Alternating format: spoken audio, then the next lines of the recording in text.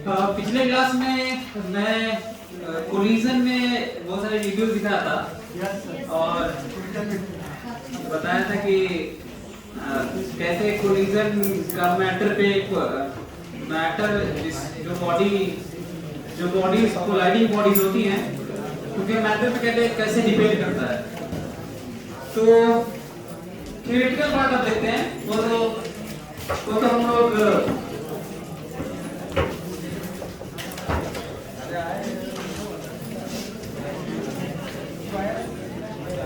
वो रियलाइज करने के लिए ताकि आप कहीं पे एक रफ डायग्राम बनाएं या कॉन्सेप्चुअलाइज करें उसको, तो उसके लिए मैं वीडियो दिखा था जीआईएफ। अब थ्योरेटिकल पार्ट में कोलिजन में यदि दो बॉल है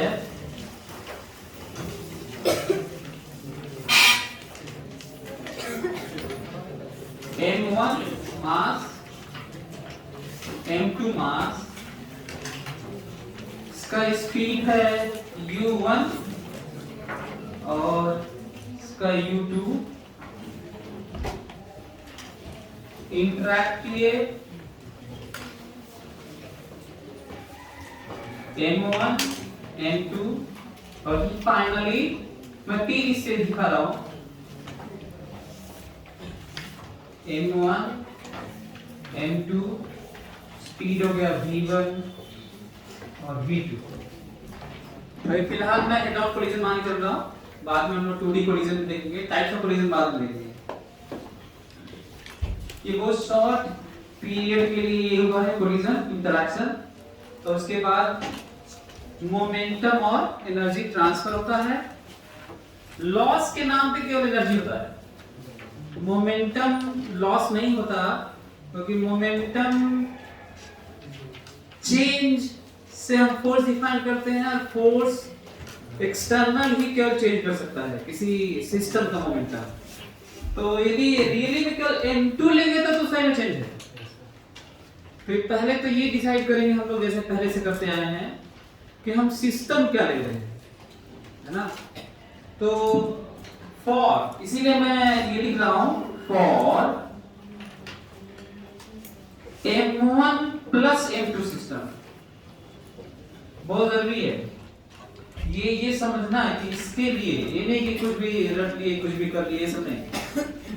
एक एक चीज क्लियर होना चाहिए। जैसे मैं कहूं कि बताओ कोलिजन में मोमेंटम कंजर्व होता है कि नहीं, तो बाय डिफॉल्ट भले ही सेंस ये हो कि दोनों बॉडी ले ले, ये अलग बात है, लेकिन पता तो होना चाहिए कि दोनों लेते हैं तब कंजर्व होता है। यदि मैं स्पेसिफिकली अलग से पूछ दूं कि M2 का कंजर्व है कि नहीं, तो दिक्कत हो जाएगी ना, यदि आपको नहीं पता होगा तो इसीलिए जो मैं लिखने जा रहा हूं for system this system M1 plus M2 system की बात कर रहा हूं। और क्योंकि इसके लिए F एक्सटर्नल नेट जीरो है, बता भी देता हूं क्या क्या है। M1 जी नीचे है, M1 ऊपर है, M2 जी नीचे है, M2 ऊपर है, सब बैलेंस है। और जो इंटरेक्शन हुआ है इसके लॉन्ग, तो वो आपस वाला इंटरनल है, तो एक्सटर्नल है नहीं। और एक्सटर्नल है नहीं तो मोमेंटम कंजर्व होगा, क्योंकि थ्योरी बस इतनी सी है कि किसी सिस्टम पे भी नेट फोर्स जीरो होता है तो मोमेंटम कंजर्व होता है, Pi बराबर Pf होता है। इनिशियल मोमेंटम बराबर फाइनल मोमेंटम, और यही कंजर्व ही नहीं कांस्टेंट होता है, इसमें एक कंजर्व की बात कर रहे हैं। देयर इज इनिशियल बिफोर, अच्छा हाँ, फिर से इनिशियल फाइनल डिफाइन करना पड़ेगा। ये भी जरूरी होगा, हर जगह डिफाइन करना, हर जगह सोचना। इनफाइनाइट नंबर ऑफ केसेस और क्वेश्चंस बनते हैं, प्रॉब्लम्स बनते हैं, और उसमें हम लोग ऐसे ही सोचेंगे, इनिशियल फाइनल भी सोचेंगे, ये नहीं कुछ भी। बहुत सारा तो फार्मूला रख लेंगे, अभी आएगा, हम नहीं, हमको फार्मूला याद है नहीं, कभी याद था, और ना ही आज निकाल के बोलूंगा कि याद रखना। बल्कि जरूरत है कि जो दिया रहेगा उसके अनुसार कर लेंगे हम लोग उस समय। ऐसे कुछ रहता है कि V1 की वैल्यू है M1 2 M1 by M1 plus M2 U1 plus M2 by M2, नहीं क्या कुछ याद भी नहीं हमको ऐसे। तो कुछ इसी तरह का लंबा सा फार्मूला है V1 V2 का, कोई जरूरत नहीं है। यदि इस तरीके से अपने खोपड़े में बैठाने लगे, क्या आगे बैठाओगे? कुछ गायब हो जाएगा, टू गायब हो जाएगा, आपको बता रहा हूं मैं।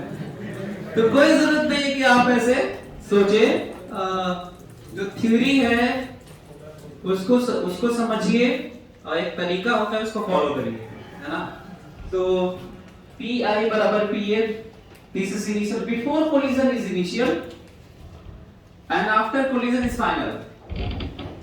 और कहीं कहीं पे जस्ट बिफोर कोलिजन इनिशियल होता है और जस्ट आफ्टर फाइनल होता है। तो कहीं तो अब ये दिक्कत होगी कि कहां पे जस्ट बिफोर जस्ट आफ्टर लेंगे और कहां पे नहीं लेंगे। तो कहां पे statement initial final before after कहां पे सही होगा? जहां पे बिफोर सेम रहेगा दूर दूर तक और आफ्टर भी सेम रहेगा दूर दूर तक टाइम, कोई एंगल नहीं रहेगा, कोई फ्रिक्शनल फोर्स नहीं रहेगा, कोई रेजिस्टेंस नहीं रहेगा, जो कुछ बदलाव होगा ट्रांसफर होगा इसी के होगा, इसके बाद नहीं होगा और उसके पहले नहीं होगा। तब आप क्या कहेंगे? बिफोर आफ्टर कर लेंगे तो भी काम चल जाएगा। तब जस्ट आफ्टर जस्ट बिफोर की जरूरत नहीं पड़ेगी, है ना। लेकिन वहां पे जरूरत पड़ेगी जहां पे पता चले कि ग्रेजुअली चीजें बदल रही हैं, पहले भी और बाद में भी। जैसे एग्जाम्पल लिया था, याद दिला देता हूं आपको। मैं बिल्डिंग से बॉल छोड़ा, वो नीचे जा रहा है और नीचे से कोनो मार दिए ऊपर उसी लाइन में, वर्टिकल लाइन में, वर्टिकल लाइन ऑफ फॉलिंग, उसी के नाम कोई फेंक दिया। तो जब लड़ेंगे दोनों, लड़ेंगे ना, जब लड़ेंगे दोनों तो ऐसा नहीं बिफोर आफ्टर करेंगे गलत हो जाएगा, क्योंकि एक्सटर्नल फोर्स लग रहा है। कौन सा? mg, m1g नीचे और m2g नीचे, दोनों मिल सिस्टम लोगे तो कितना फोर्स लग रहा है मालूम है? m1 plus m2g, m1g plus m2g नीचे लग रहा है, एक्सटर्नल फोर्स लगातार लग रहा है और ड्यूरिंग कोलिजन भी लगेगा। ऐसा थोड़ी है कि कोलिजन के दौरान अर्थ खींचना बंद कर देती है, ऐसा तो है नहीं। तो लेकिन फिर भी हम लोग इतना कम टाइम के लिए कोलिजन होता है कि उस दौरान हम छोटे से इंटरवल के लिए, that is fraction of second, fraction of millisecond, उसके लिए हम ये छोटे मोटे फोर्स को इग्नोर कर देते हैं। वैसे मैं प्रूव करके भी दिखाने वाला हूं कि क्यों इग्नोर कर देते हैं, क्यों बहुत ज्यादा बदल नहीं पाता है।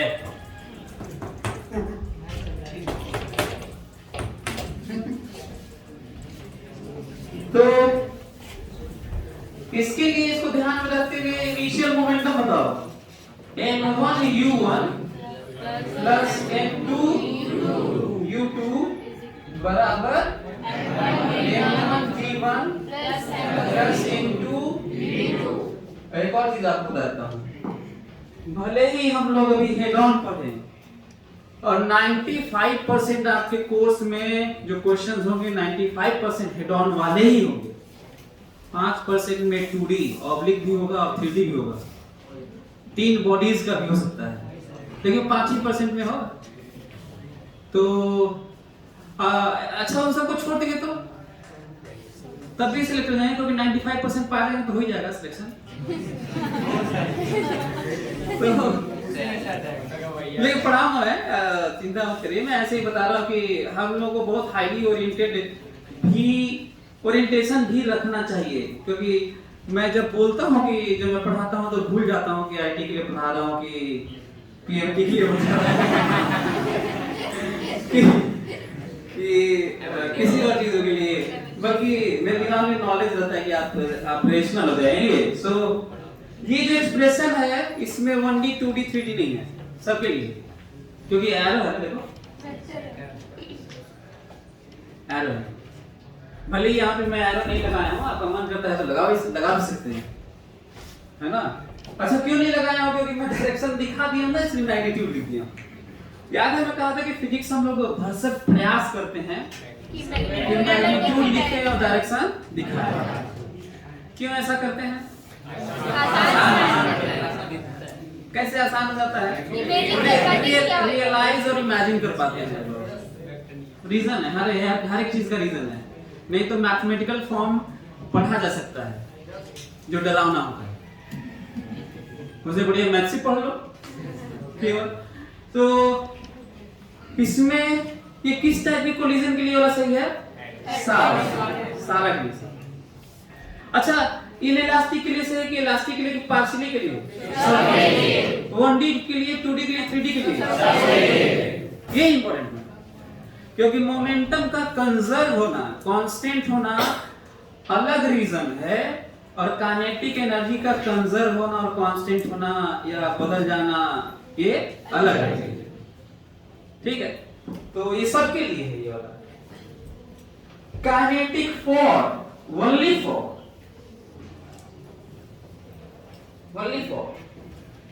perfectly elastic collision.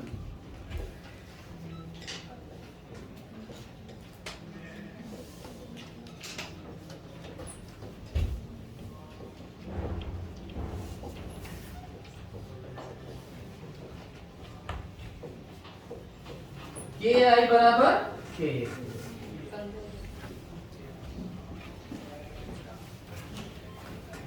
Only for perfectly elastic collision KI बराबर K, लेकिन केवल परफेक्टली इलास्टिक कोलिजन के लिए। रीजन क्या है इसका?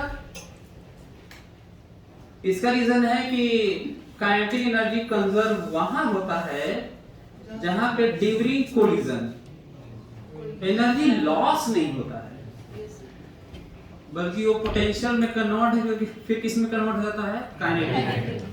यही कारण है कि काइनेटिक एनर्जी कंजर्व होता है, कांस्टेंट नहीं होता है, क्योंकि बीच में काइनेटिक एनर्जी का थोड़ा हिस्सा किसमें जाता है? अभी किसमें पूरा जाता है? तो जो थोड़ा सा जाता है उसमें पोटेंशियल में, इलास्टिक बिहेवियर में, कंप्रेशन में स्टोर होता है। मान लीजिए एग्जांपल ले लेते हैं, मान लीजिए इसका 60 जूल है और ये 40 जूल है, तो इनिशियल काइनेटिक एनर्जी सिस्टम का कितना? 100 जूल ना, 100 जूल है। इस मोमेंट पर ऐसे में पता चला कि इसका कम हो गया है, इसका 55 जूल है। कितना जूल? 55 जूल, और इसका है 42 जूल। कितना? 42। कितना हुआ? 97 जूल है। ड्यूरिंग कोलिजन की बात हो रही है। कितना जूल है? 97। अब परफेक्टली इलास्टिक कोलिजन है। क्या है? Perfectly elastic. तो ये 3 जूल जानते हो कहां है? कंप्रेशन, पोटेंशियल एनर्जी में स्टोर हिस्सा इलास्टिक बिहेवियर में, और फिर 3 जूल कन्वर्ट हो गया, और ये हो गया फाइनली 50 जूल, और ये है 50 जूल, दोनों 50 जूल। तो अब कितना है? 100। तो बिफोर कोलिजन कितना था? 100। आफ्टर कोलिजन कितना था? 100। तो kinetic energy conserve, kinetic energy पर कांस्टेंट नहीं है। क्यों कांस्टेंट नहीं है? तो ये बीच में कम हुआ था ना, बीच में कम हुआ था। तो कंजर्व और कांस्टेंट में तो समझ में आया। दुनिया का जो भी चीज कांस्टेंट होता है वो कंजर्व होता है, पर कंजर्व जो चीजें होती हैं कोई जरूरी नहीं है। ये अब ये मत करें कांस्टेंट नहीं होता है, कोई जरूरी नहीं है कि कांस्टेंट हो। कांस्टेंट हो भी सकता है और नहीं भी हो सकता है। जैसे इसी केस में दोनों दिख रहा है। यदि इसमें क्या दिख रहा है? मोमेंटम कंजर्व है और कांस्टेंट है। मोमेंटम कंजर्व है और कांस्टेंट भी है, और बल्कि उल्टा कहता है कि मोमेंटम कांस्टेंट है तब तक कंजर्व होगा। ये भी हो सकता था, ये भी कर सकते थे, लेकिन यहाँ पे देखिए काइनेटिक एनर्जी कंजर्व है पर कांस्टेंट नहीं है, और एक और उल्टा कहते हैं काइनेटिक एनर्जी कांस्टेंट नहीं है। तो अब देख, कांस्टेंट नहीं है तब देखना पड़ेगा क्या है। हो सकता है कांस्टेंट ना हो पर इनिशियल फाइनल, हाँ, तो फिर कंजर्व तो कहोगे। तो conserve is like what? Two moments before and after sometimes ना, कि ये है बराबर, ठीक। So what is the initial kinetic energy system का? 1/2 m1 u1 square plus 1/2 m2 u2 square बराबर फाइनल बताओ 1/2 m1 u1 square plus 1/2 m2 समझ में आ रहा है? अच्छा, परफेक्टली इलास्टिक कोलिजन हो तो हमारे पास दो इक्वेशन इससे काम चला सकते हैं, लेकिन यदि पार्शियली इलास्टिक हो तो ये तो होगा नहीं, तो केवल एक होगा। इक्वेशन तुम्हारे पास एक और अननोन दो, कौन कौन सा? ये वाला। मास दोनों का दिया रहेगा, अक्सर मास दिया रहेगा और शुरू वाली स्थिति दी रहेगी, कैसे कितनी वेलोसिटी थी, कैसे लड़े। तो ये दो, तो ये अननोन दो इक्वेशन ए ना इंसाफी, ये तो कैलकुलेट तो होगा नहीं, तो क्या करना होगा तब? उनको बताना पड़ेगा कि पार्शियली इलास्टिक में कैसा है, उस कैसे का मतलब ही ई होता है। कैसे का मतलब क्या होता है? ई होता है, बताना पड़ेगा। चाहे कुछ और बता दे, ई ना बताएं तो किसी के वेलोसिटी ही बता दें, v2 बता दें, v1 पूछ लें हमसे, तो काम हो जाएगा इसी से। इसका मतलब बहुत ज्यादा इंपॉर्टेंट लग रहा है ये क्यों इंपॉर्टेंट है? क्योंकि ये तो सब में होगा ना, इसलिए सबसे ज्यादा इंपॉर्टेंट। मैं तो कहा था कि जनरली मासेस और इनिशियल सिचुएशन ऐसा दिया रहेगा, नहीं तो एक तो मास गायब करके वही पूछ सकता हूं मैं आपसे, दूसरा कुछ दे दूंगा आपको। अरे कोलिजन के बाद कुछ दे दूंगा कि इसका वेलोसिटी इतना है, उसका वेलोसिटी ऐसे है, तो लिख लीजिए ये अभी जल्दी लिखो।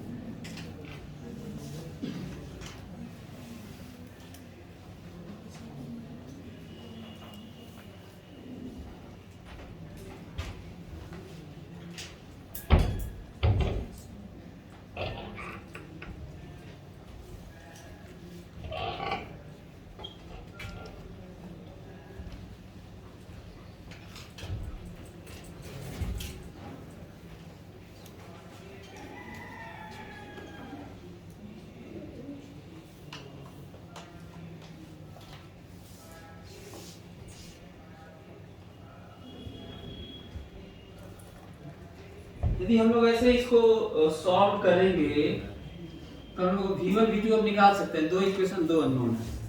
यदि परफेक्टली इलास्टिक होगा तो, और पार्शियली इलास्टिक होगा तो फिर ई देंगे कुछ तो निकाला जाएगा। यस, हालांकि परफेक्टली इलास्टिक के लिए सफिशिएंट इक्वेशंस हैं हमारे पास, और इसी को कह रहा था कि जब सॉल्व करोगे तो बड़े बड़े v1 v2 आएंगे, m1 m2 दिया रहेगा, u1 u2 दिया रहेगा, और कैलकुलेट करेंगे आप घर पे तो बहुत बड़ा बड़ा रिजल्ट आएगा, और उसे याद करने की जरूरत नहीं है कि कोई जो दिया रहेगा हम लोग वहां वहीं पे करेंगे जो करना हो। ये दोनों इक्वेशन लिखेंगे और करेंगे, कोई जरूरत नहीं है कि आप m1 m2 u1 u2 के टर्म में v1 v2 याद रखें आप। और इस तरह की बातें हर चैप्टर में आप सोच सकते हैं कि याद नहीं रखना।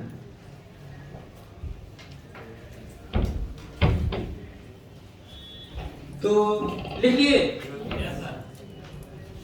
अभी भी। अच्छा, ये मैं कहूं कि m2 का मोमेंटम कंजर्व है कि नहीं, तो m2 का मोमेंटम कंजर्व है कि नहीं, तो नहीं है। क्यों? एक्सटर्नल फोर्स लग रहा है। एक्सटर्नल फोर्स मतलब बाहरी, बाहर से कोई लगाया है, उसका नाम बताओ। M1 आया है मारा ऐसे, तो फोर्स लग रहा है, इसलिए मोमेंटम कंजर्व नहीं है।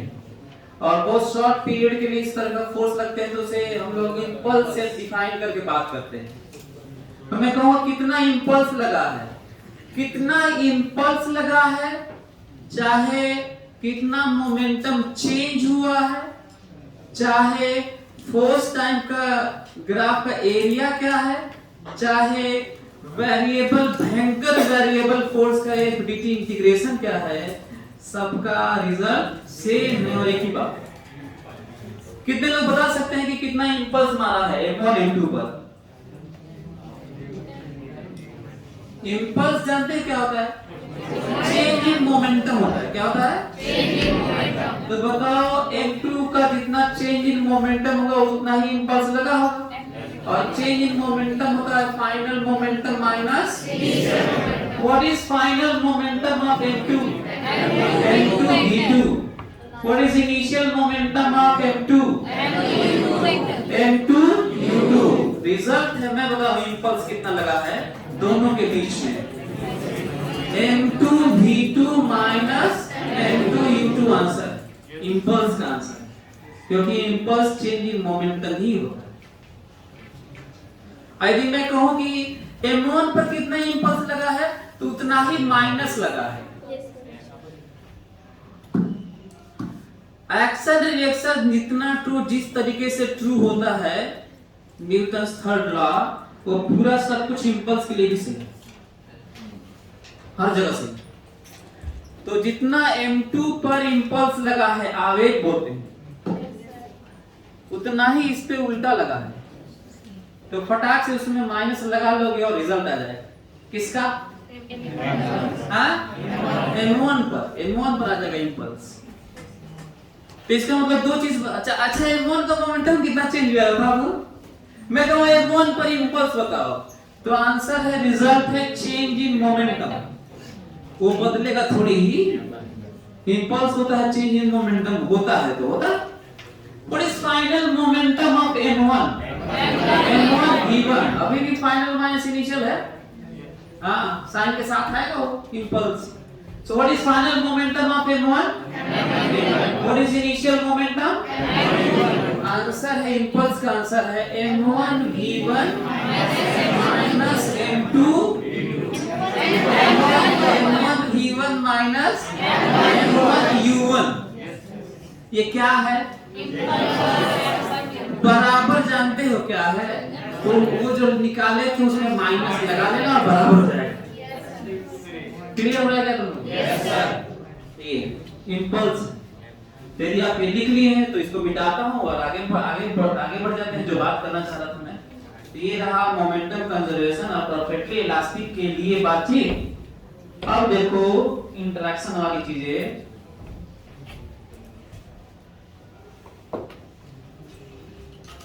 जो ई डिफाइन है वो type of matter of colliding bodies के लिए ई डिफाइन है।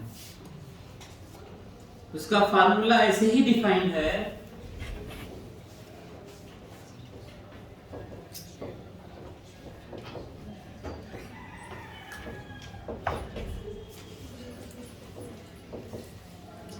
ई कोएफिशिएंट ऑफ, क्या हिंदी का बोलते हैं? कोएफिशिएंट ऑफ सब्स्टिट्यूशन हिंदी में बोलते हैं प्रत्यास्थता गुणांक। है? तो ये प्रत्यास्थता गुणांक कहीं तो बोल नहीं पाए जी, थोड़ा जुड़ना होगा। क्या क्या बोली अपनी कार्य क्या कर रहा है? नहीं हो रहा क्या बे? प्रत्यास्थता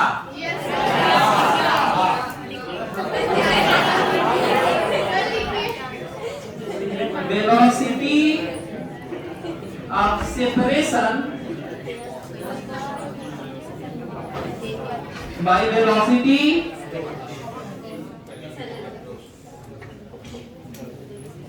of approach.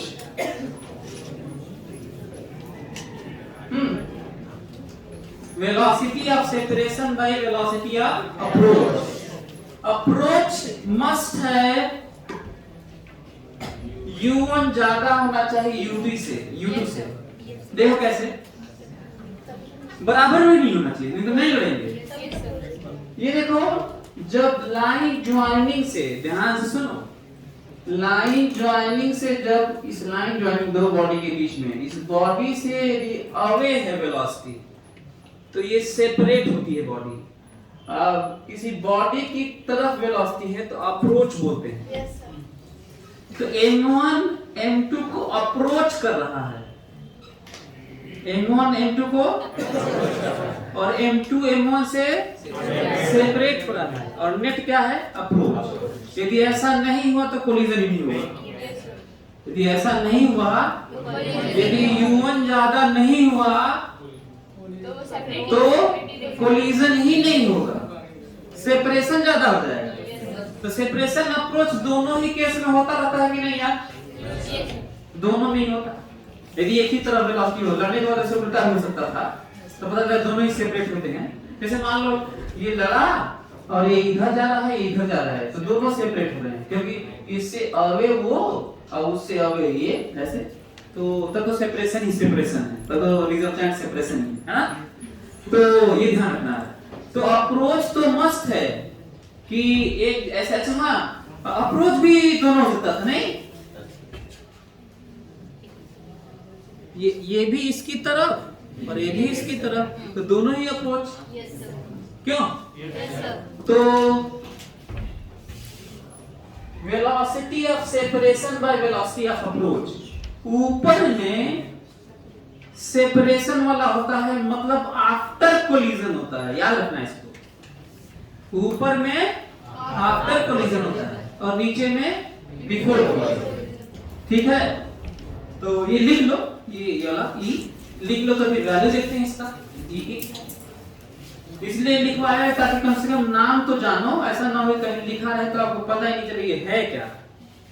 तो वेलोसिटी ऑफ सेपरेशन लड़ने के बाद होता है, और वेलोसिटी ऑफ अप्रोच लड़ने के पहले होता है।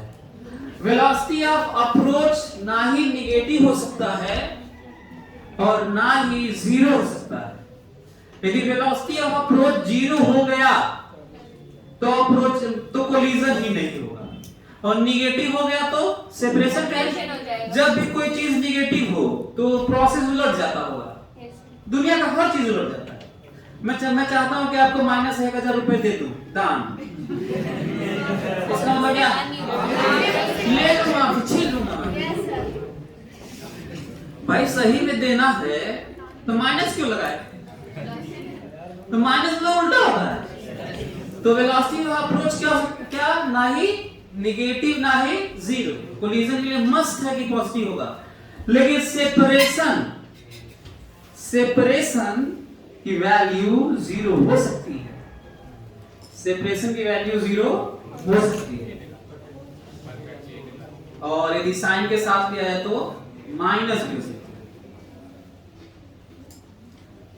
है ना, डिपेंड करता है। लेकिन यदि वेलोसिटी ऑफ सेपरेशन साइन के साथ लिए और माइनस हो रही होगी तो पता चला सेपरेशन को भी वैसे ही साइन के साथ दोगे तो क्या हो जाएगा? वो भी माइनस हो जाएगा, और माइनस माइनस प्लस हो जाएगा। तो हमेशा ई की वैल्यू प्लस ही होगी यदि साइन के साथ लिए तो। अच्छा, मैं अप्रोच क्यों कहा था कि नेगेटिव नहीं हो सकता? क्योंकि मैं मान के चल रहा था कि इधर वेलोसिटी प्लस है, जो लिए हुए हैं इस तरह का लिए हैं कि प्लस ही रहे, मतलब सेंस एक अप्रोच का रहे वो, है ना। एनीवे, सो लिख लिया आप लोग ये वाला? इसकी वैल्यू देखिए, इसकी वैल्यू है, ध्यान से सुनो, लड़ने के बाद, लड़ने के पहले U1 का ज्यादा होना मस्ट है, और लड़ने के बाद V2 का ज्यादा होना मस्ट है। यदि अलग अलग हो गए हैं तो, नहीं तो परफेक्टली इनइलास्टिक केस में बनता है कि दोनों साथ मिल सकते हैं और सेम हो सकता है और जीरो हो सकता है, सेम। तो रियल लाइफ में ये होता नहीं है। वो पेनिट्रेशन वाला मारे बुलेट ब्लॉक में, उसी में पेनिट्रेट एम्बेडेड रह गया, उसी में धंसा रह गया, तो ऐसे केस में बात होती है। सो ई की value, velocity of separation is v2 minus v1। v2 ज्यादा है, जनरल ले रहा हूं, स्पेशल में क्या हो सकता है बताओ? जनरल ले रहा हूं, स्पेशल में क्या हो सकता है, V1 और V2 बराबर हो सकते हैं बस। ये तो हो ही नहीं सकता कि V2 कम हो जाए और V1 ज्यादा, ये हो ही नहीं सकता। तो this is velocity of separation. What is velocity of approach for collision? ये देखो, ये तो मस्त है, ये तो मस्त है। U1 minus U2, U1 separation approach. अच्छा हिंदी वाले ऐसा तो नहीं है कि इंग्लिश बहुत ज्यादा जरा सेपरेशन तो समझ ही नहीं आ रहा है, आ रहा होगा अप्रोच और सेपरेशन में। अप्रोच लगाओ जरा, मतलब करीब जाओ जरा, अप्रोच मतलब पास तेरे। सो ये देखो, हम लोग इसको ऐसे याद करेंगे तो थोड़ा सोचना पड़ेगा क्या ऐसे। यदि आप चाहते हैं कि तेजी से कैलकुलेट करें, मतलब जल्दी से और मिस्टेक से बचें, तो बल्कि ऐसे याद रखना कि ऊपर दूसरा वाला आगे वाला है और ऐसे इधर उधर वाला है, क्रॉस ऐसे, तो ज्यादा अच्छा है कि आप माइनस के साथ सेम लिख लीजिए, V2 minus V1 bye U2 minus U1, और चाहे V1 minus V2 divided by U1 minus U2। तो हम लोग इसको याद नहीं रखेंगे, इसको याद रखने में थोड़ा सोचना पड़ रहा है, बल्कि माइनस लगा के ऊपर नीचे सेम रखेंगे, कुछ भी ऊपर नीचे सेम रखेंगे और कुछ भी रखेंगे और सही रहेगा। अच्छा कई लोगों को ऐसा तो नहीं लग रहा है कि ये 3 तो कहां से फॉर्मूला आ गया? अरे मैं इसी में माइनस ले लिया हूं यार, इसी में माइनस लिया हूं तो ये मिला है, ठीक है? हां लिख लो फटाक से। अच्छा ये किसके लिए वर्ड करता है यार? सबके लिए, ये सबके लिए। ये अच्छा ये डिफाइन क्या करता है, किसके बारे में बताता है? जो कोलाइडिंग बॉडीज है उनका मैटर कैसा है उसके बारे में बताता है। बहुत कम बच्चों को मालूम होगा कि ई क्या है, ई का क्या मतलब है, ई देने का क्या मतलब है। तो ई डिफाइन है कि हम लोग तब तक कोलिजन के बाद की चीजें प्रिडिक्ट नहीं कर सकते, जान नहीं सकते, एनालिसिस नहीं कर सकते, जब तक कि हमें कोलाइडिंग बॉडीज का मैटर के बारे में मालूम ना हो। तो ई वही डिफाइन करता है। यदि परफेक्टली इलास्टिक है तो ई की वैल्यू मस्ट है, एक्सपेरिमेंटल फैक्ट नहीं है कि 1 होगा, और यदि परफेक्टली इनइलास्टिक है तो 0 होगा, और पार्शियली होगा तो 0 और 1 के बीच में होगा, और सुपर इलास्टिक होगा तो 1 से ज्यादा होगा। अब कई लोगों के दिमाग में आ रहा होगा कि सर 0 से कम भी तो हो सकता है, उसके बारे में कुछ बात करिए। मन में आ रहा है कुछ? चश्मा आना चाहिए था यार, किसी के मन में नहीं आ रहा कि अच्छा 1 से greater super elastic means what? कोई बताएगा? सुपर इलास्टिक बॉडीज 1 से ग्रेटर, इसका क्या मतलब है? सुपर इलास्टिक का क्या मतलब है? 1 से ज्यादा क्यों? 1 से ज्यादा क्यों? 1 से ज्यादा क्यों? तभी तो ज्यादा होगा, तो वही क्यों होगा वो पूछ रहा हूं मैं, बता रहा हूं आपको। ये केवल तभी संभव है, रियलिटी में सुपर इलास्टिक बॉडीज नहीं होते। यदि होते भी हैं, यदि माना भी जाए, बनाया भी जाए, तो इसी तरह करना होगा कि लड़ते ही वो कुछ खुल जाए, स्प्रिंग सिस्टम हो, और वो थोड़ा छोटा रहे तो बड़ा हो जाए, पहले बढ़ा रहे।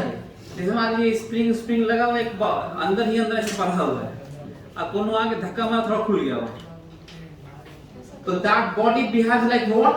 Super elastic. अब तब सेपरेशन वाला अप्रोच से क्या हो जाएगा? ज्यादा, और ई की वैल्यू 1 से ज्यादा।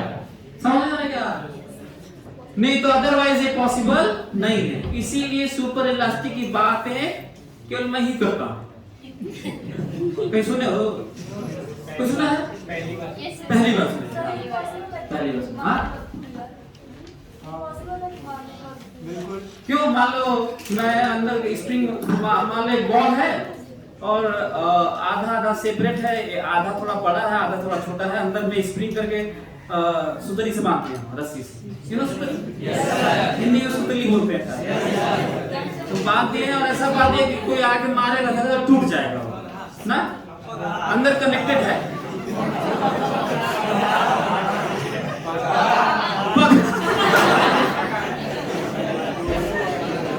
तो अंदर में एक स्प्रिंग है जिससे जुड़ा हुआ है और उसको कंप्रेस करके बांध दिए ना, ठीक है। और जैसे ही कोई आके धक्का मारा वो टूट गया और खुल गया, तो बिहेव कैसा करेगा वो सुपर इलास्टिक के रूप में करेगा। चाहे रबर का ही कोई रबर की बॉल है तो उसको कंप्रेस करके बांध दो, रबर की बॉल को क्या करो कंप्रेस करके, और ऐसे चीज से बांधो कोई धक्का मारे टूट टाट जाए खुल जाए, तो कैसा बिहेव करेगा सुपर इलास्टिक की तरह। और तब ई की वैल्यू क्या हो जाएगी 1 से 3। अब आप लोगों के दिमाग में अब तो आ रहा होगा, इतना ब्रेन की ट्रेनिंग के बाद तो आ रहा होगा कि सर 0 से कम करिए, करो अच्छा करता हूं। नेगेटिव मास हाइपोथेटिकल केस नो, हाँ तो जबरदस्ती कर लो। अच्छा नेगेटिव मास वाला करके मैं गलती कर रहा हूं, तो बोलते रहा कि हाइपोथेटिकल केस सुने नहीं क्या ध्यान से। सुपर इलास्टिक तो फिजिकली हम लोग उसे व्यवस्था करके बना भी सकते हैं, लेकिन negative mass is hypothetical case, hypothesised कर रहा हूं, यू नो हाइपोथेसिस। हाइपोथेसिस क्या होता है? साइंस के स्टेप्स मालूम है आप लोगों, साइंस के पहले हाइपोथेसिस है, पहले ऑब्जर्वेशन होता है। पहले क्या होता है ऑब्जर्वेशन होता है, फिर हम उसके उसके रिजल्ट को जो हम देखते हैं तो हम कहते हैं कि ये हुआ है, तो पॉसिबिलिटी कितनी होती है हजारों करोड़ों, तो हम हाइपोथेसाइज करते हैं कि शायद ये हुआ हो, तो कोई कहता है नहीं शायद ये हुआ हो। तो बहुत सारे कितने हाइपोथेसिस हैं इस तरह के, बहुत सारे, उसमें से एक पिक करते हैं शायद वाला, सुन लो। तो उसमें हम क्या करते हैं पिक करते हैं उसमें, और फिर हम एक्सपेरिमेंट करते हैं, और एक्सपेरिमेंट करते हैं तो एम्पिरिकल फार्मूला और ये सब चीजें होती हैं, तो हम बनाते हैं उसमें देखते हैं कि जो चीजें डेटा हुई है वो साइंस के अपने लॉज हैं, जो हुई है वो फिट बैठती है कि नहीं, यदि फिट बैठ गई तो हाइपोथेसिस क्या हो जाता है लॉ बन जाता है, और नहीं तो हाइपोथेसिस कैंसिल। अब फिर क्या करते हैं दूसरा हाइपोथेसिस कितने तरह के हो सकते हैं, इनफाइनाइट। तो डिस्कवरी कैसे, इन्वेंशन कैसे समझ में आ गया, डिस्कवरीज ऐसे हुई। नेगेटिव 0 से कम मतलब नेगेटिव, इसका मतलब तो यही है कि या तो जो V2 ये V1 है, V2 माइनस V1 किया तो V1 फिर से ज्यादा ही हो गया V2 से, यानी कि इसको कोलिजन किया और ये रख दिया और वो आगे चलने लग गया। हाँ तो ये नेगेटिव मूवी में देखे हो जो म्यूटेंट होते हैं खटाक से छेद निकल जाते हैं आगे सर, उसी टाइप का भाई।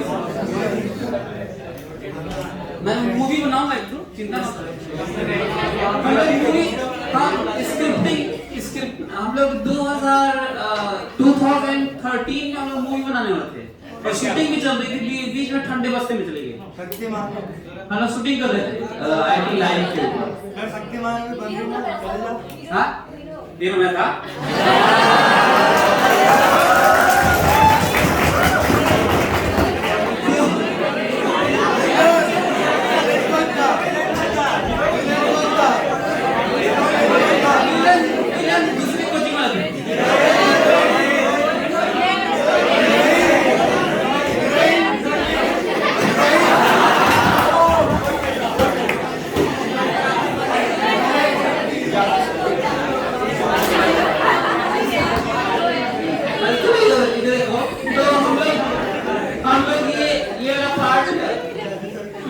जो रिजल्ट है इसको हम लोग ऐसे यूज करेंगे विथ माइनस साइन और ऊपर नीचे सेम बॉडी का, जो मन वो कोई याद करने की जरूरत नहीं कि V2 माइनस V1 लिखना है कि V1 माइनस V2, आपका जो मन वो लिखिए, माइनस लिख लीजिए और जो मन वो लिखिए, लेकिन जो ऊपर लिखे हैं उसी बॉडीज का नीचे, जिस बॉडी का यहाँ पर उसी बॉडी का नीचे।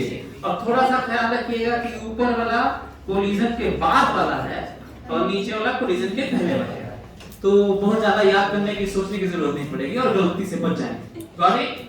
Yes, sir. तो ये कोएफिशिएंट ऑफ रेस्टिट्यूशन है। आगे बढ़ते हैं आप। अभी भी चल रहा है पूरे सिस्टम के लिए m1 प्लस m2 के लिए, और बात है इंपल्स की। इंपल्स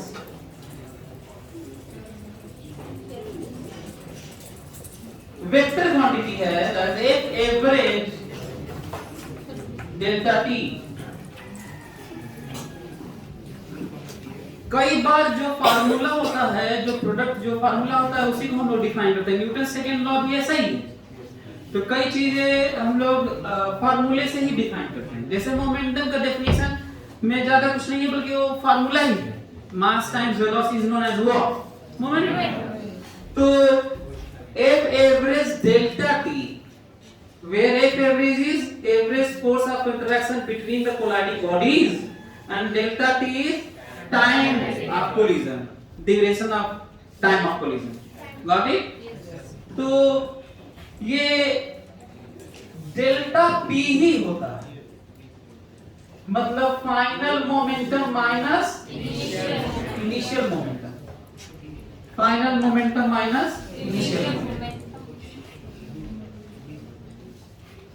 अब आप कहें कि ये यही कैसे होता है, तो आपको और ये वाला क्यों यूज करते हैं, तो मैं बताता फिर से आपको याद दिला देता हूं। ये देखिए, ये यहां से आया है,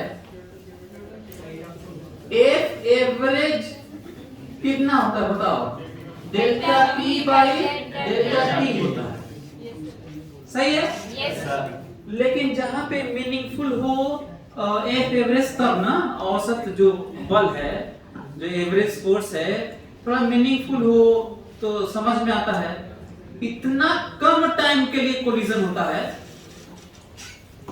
चाहे एक्सीडेंट हुआ, ट्रक आई और बाइक वाले को मार के उड़ गया, तो उसमें बराबर एम लगाओगे? कौन सा है बराबर एम यार? तो मारा उड़ गया ना वो तो। तो ऐसे देखो,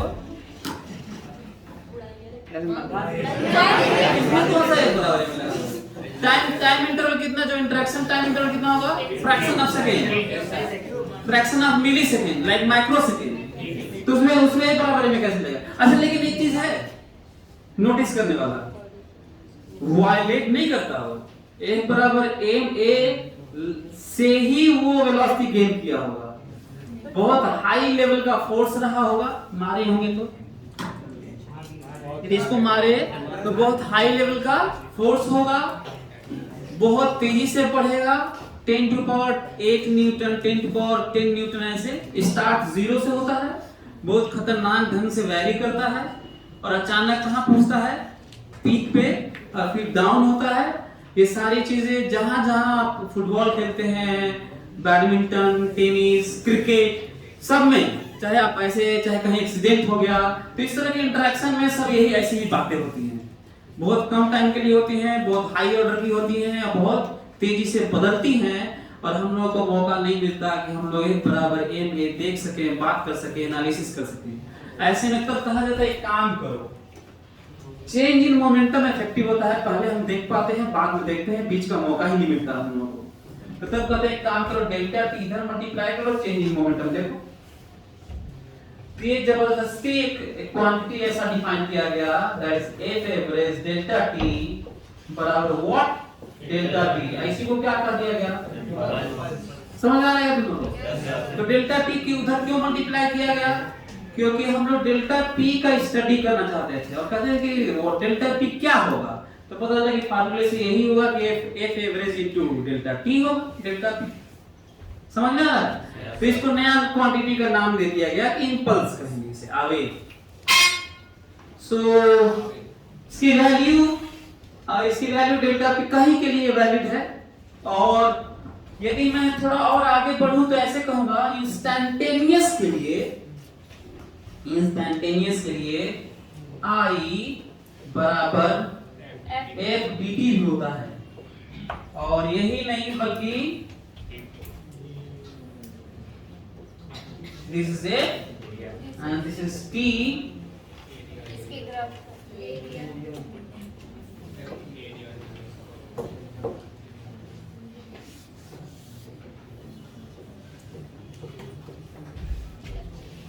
एरिया इज इक्वल टू आई।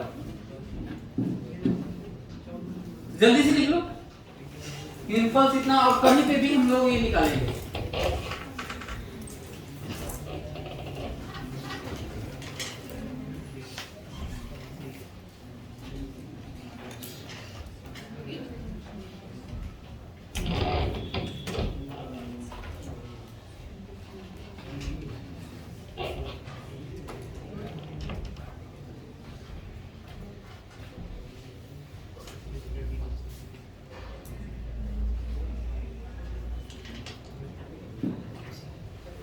ये किस ऑर्डर में है पता है? मिली सेकेंड टाइप। और ये किस ऑर्डर का है? 10 टू पावर 8 न्यूटन ऑर्डर है, ये जो वैल्यू है इस टाइप का, बहुत high order. 10 to power 6 newton, 10 to power 8 newton है ऑर्डर बता रहा हूं। तो जैसे ही इंटरेक्शन शुरू होता है, एक बॉडी आके किसी बॉडी को टच करना t बराबर 0 पे शुरू किया, तो उस समय फोर्स ऑफ इंटरेक्शन की वैल्यू कितने शुरू होती है? 0 से, और फ्रैक्शन ऑफ सेकंड में, माइक्रो सेकंड में बढ़ के कहां चला जाता है? 10 टू पावर 8, और कंटिन्यूअसली बढ़ता है। ऐसा भी एक भी ऐसा फोर्स नहीं है जो गैप होता है। इसका मतलब ये है कि दोनों के बीच में कभी 1 न्यूटन लगा था कि नहीं? लगा। 0.001 न्यूटन लगा था कि नहीं? लगा। 5 न्यूटन लगा था कि नहीं? लगा। √3 न्यूटन लगा था कि नहीं? लगा। 0 से लेकर 10 टू पावर 8 तक जितने भी कितने नंबर्स आते होंगे? इनफाइनाइट सारे लगे, कंटिन्यूअस है ना। इसका क्वेश्चन बनता ही है। ऐसा क्वेश्चन बनाया जा सकता है कि जब इतना फोर्स लग रहा था, इतना टाइम और ऐसे ही हो रहा था, तो उस समय इनटू की वेलोसिटी कितनी थी? अभी तक तो मैं किताब में नहीं देखा हूं, नहीं अपनी किताब में बनाया हूं, लेकिन क्वेश्चन बनते हैं। तो कॉन्सेप्ट क्लियर रहेगा तो करो। क्या करोगे इसके लिए? किसी भी मोमेंट पर मोमेंटम सेम रहे, किसी भी मोमेंट पर मोमेंटम सेम रहेगा, कांस्टेंट होता है तो लगा देंगे, आ जाएगा। जिसकी बात कर रहा था कि अभी तक न एग्जाम में आया है, न किताबों में है, न मेरी किताब में है। सारा कुछ अपनी किताब में लिख दूंगा मैं। एक वॉल्यूम इतना मोटा होगा, तब भी हो सकता है कि रिग्रेट करोगे कुछ ना कुछ छूट ही गया। तो करना नहीं था, इसलिए बहुत सारी चीजें छूट गई। एनीवे, सो ये समझ में आया? अच्छा, ये जो सिमेट्रिकल देख रहे हो ना, this peak, about this peak,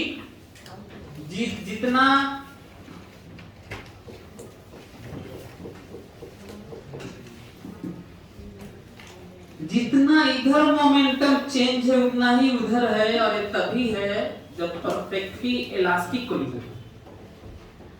यदि परफेक्टली इनइलास्टिक हुआ तो पीक पे जाते ही ये वाला जो लाइन है ना, ऐसे ये सीधा ऐसे रहता है, अचानक गायब हो जाता है। और पार्शियली रहता है तो इधर वाला ज्यादा रहता है, इधर वाला थोड़ा कम रहता है। तो दोनों तरफ बराबर रहा तो परफेक्टली इलास्टिक है, दोनों तरफ बराबर रहा तो इधर वाला पहले वाला ज्यादा रहा, उधर वाला कम रहा तो पार्शियली इलास्टिक। और पीक के बाद इधर वाला रहा, उधर वाला रहा ही नहीं। फोटो ऐसे बना देखो, ऐसे ऐसे ऐसे, ये क्या है? Perfectly inelastic, perfectly. अच्छा, इधर वाला कम रहा, उधर वाला ज्यादा हो गया, सुपर इलास्टिक। अब फिर बोला कम वाला मत बोलना, 0 से कम वाला। तो बात किया ना हाइपोथेसिस वाला यार। फिर से ये समझ में आप लोगों को? तो इसका मतलब फिर से याद दिला दूं आपको, यदि ft का ग्राफ है आपके पास, ft का ग्राफ है, तो उसका एरिया निकालेंगे तो क्या मिलेगा? यदि f का रिलेशन है आपके पास t के टर्म में, किसी और के टर्म में होगा तो उसको t के टर्म में खींच के लाना होगा। यदि फोर्स v के टर्म में है, फोर्स x के टर्म में है, फोर्स किसी और मास के टर्म में, किसी और टर्म में, तो आपको क्या करना होगा? t के टर्म में लाना होगा। तब क्या करोगे? वैसे मैं तो जनरल बातें जनरलाइज करके बात करता हूँ, नहीं तो आपके कोर्स में t के अलावा मिलेगा नहीं, t ही वाला रहेगा। तो क्या करोगे तब? dt बगल में लगाओगे, इंटीग्रेट कर दोगे, और कहां से कहां करोगे वो बताए होंगे। इतने देर तक का कोलिजन है तो वही रखेंगे, और जो रिजल्ट आएगा उसे क्या कहेंगे? इंपल्स। कोई दिक्कत? कोई कहता है कि इतने देर के लिए 2 मिली सेकेंड तक कोलिजन हुआ, इंटरैक्शन, और एवरेज फोर्स 10 न्यूटन था, तो हाउ मच इंपल्स? तो क्या करोगे? प्रोडक्ट ले लोगे। किसी सिस्टम का चेंज इन मोमेंटम कोई दिया है, चेंज इन मोमेंटम, तो इंपल्स कितना होगा? वही होगा, क्योंकि वही होता है। अच्छा, मास और वेलोसिटी इनिशियल और फाइनल दिया है, मास दिया है और इनिशियल फाइनल वेलोसिटी दिया है, तो चेंज इन मोमेंटम ले लेना। ये वाला कहां से आया है वो भी दिखा देता हूं, ध्यान से देखो। बताओ, फोर्स बराबर क्या होता है? dp by dt। यहां से मिला f dt बराबर dt, सही लिखा? और ये किया ऐसे, और कहा pi और ये p, क्योंकि जब dp होता है ना तो इनिशियल फाइनल बहुत सफिशिएंट, क्योंकि dp का इंटीग्रेशन p होता है, फाइनल माइनस इनिशियल हो जाएगा। तो बताओ, अच्छा इसको मैं छोड़ दिया, ये मान के कि इंटरेक्शन जब शुरू होगा तो 0 टाइम इंटरवल दिए होंगे, तो ऊपर वाला लिमिट रख लेंगे। बोलो, जानते हैं क्या मिलने वाला है? फाइनल मोमेंटम माइनस, इसे ही क्या कहा गया है? I। तो बताओ I बराबर क्या हो गया? Integration of f dt। समझ में आ रहा है? यदि मैं ये कह दूं कि फोर्स के किसी बॉडी पर, अच्छा कैसे डराते, कैसे वो देखो कैसे डराते हैं, कहते हैं कि k t स्क्वायर, फिर कहते हैं f बराबर k t square, where k is positive constant and value of k is 9 into 10 to power 10 to power 9 Newton second square, Newton पर सेकेंड स्क्वायर ऐसे। तो जब लिखा जाएगा ना कि a force F बराबर kt square where k is 9 into 10 to power 9 Newton per second square acting on a body for 4 millisecond. कई लोग कहते हैं ये तो अब नहीं है हुआ, क्योंकि ये जो दिया है ना यही बड़ा दिक्कत कर रहा है। अच्छा, कितना झूठे ही डराया है, नहीं क्यों डराया मालूम है? बल्कि यही लग दिया तो ठीक होता। पहले लिखा है f बराबर kt स्क्वायर, का दिया k हम दे रहे हैं। अरे काहे दे रहा हो भाई, पहले दे दिया होते वहीं पे, लेकिन अलग से देगा, kt लिख के कहेगा कि हम दे रहे हैं। तो कई लोग तो इसीलिए नहीं बनाते हैं क्योंकि इतना दर्दनाक लिखा रहता है ना, बहुत खतरनाक लिखा रहता है। अब करना क्या मालूम है? सॉल्व करके नहीं कर लो तुम लोग हैं? हम चाहते हैं आप लोग करके बताएं। 4 मिलीसेकंड के लिए लगा है, जल्दी बताओ। एक बॉडी पर, अच्छा हाँ, मास की जरूरत नहीं है, ये नहीं कि मास दीजिए, मोमेंटम दीजिए, वेलोसिटी दीजिए। अरे तुम्हें पता होना चाहिए कि इंपल्स ये भी तो होता है, चेंज इन मोमेंटम में मास ठीक है आता है, लेकिन ये भी तो मोमेंटम भी होता है, मोमेंटम चेंज। तो जल्दी से बताइए, इसके लिए हमको बताइए 4 मिलीसेकंड तक लगा, 4 मिलीसेकंड 192। अच्छा, इंपल्स का यूनिट क्या होता है यार? न्यूटन सेकेंड होता है। क्या होता है? कहाँ गया यार? देखो, न्यूटन सेकेंड होता है। क्या होता है? Newton second. और यहां से छोटे हुए तो केजी एमवी ना, केजी मीटर पर सेकेंड भी होता है। लिख लो, याद रखना, न्यूटन की यूनिट केजी मीटर पर सेकेंड भी होता है। और वही क्या उसे क्या भी कहते हैं, न्यूटन सेकेंड भी कहते हैं। दो 190 यहां से न्यूटन सेकेंड और यहां से केजी मीटर पर सेकेंड, दोनों सेम बात है, ध्यान रखना। कितने लोगों से हो गया, कर लिया आप लोग? गलती क्या हो सकता था, मिली सेकेंड को नहीं रखे होगे शायद, ये गलती हो सकता है आपसे, है ना, ये सब दिक्कतें हो सकती हैं। तो एक तो यही हो गया, ग्राफ तो एरिया निकालना तो जान ही गए होंगे, तो एरिया निकाल लीजिएगा। तो ये रहा this all about what impulse. और नेचर बता देगा फोटो कैसा बनेगा, फोटो देख के बता सकते हो क्या कि सुपर इलास्टिक है कि पार्शियली इलास्टिक है कि परफेक्टली इलास्टिक है कि परफेक्टली इलास्टिक है, देख के फोटो देख के बता दोगे कैसे? दोनों तरफ सिमेट्री रहेगी तो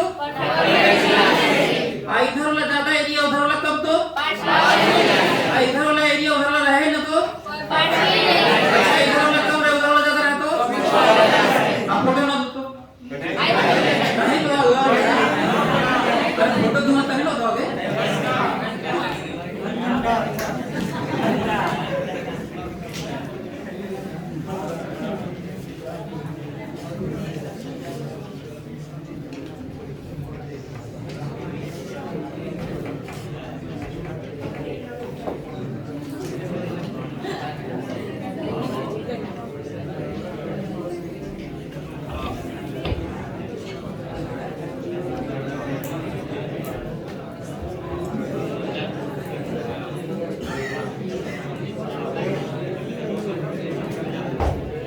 ये रहेंगे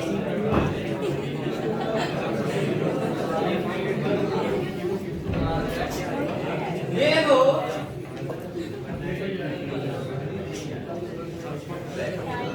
टाइप्स ऑफ कोलिजन। अच्छा ऐसा मत करना कि तुम लोग भी वहीं लिख देना, वही दिखेंगे। मैंने वहां लिखना है।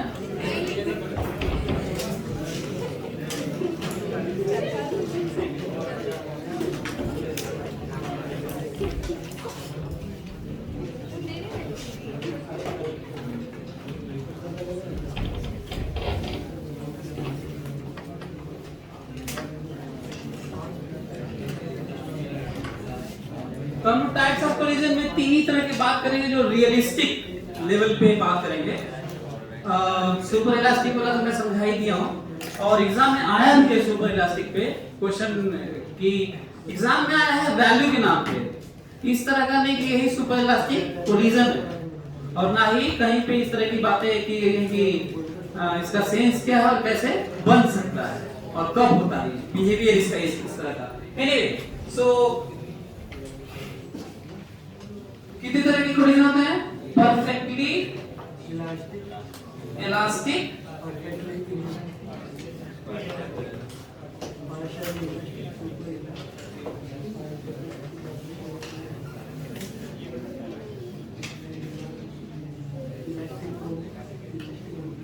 perfectly elastic, partially elastic,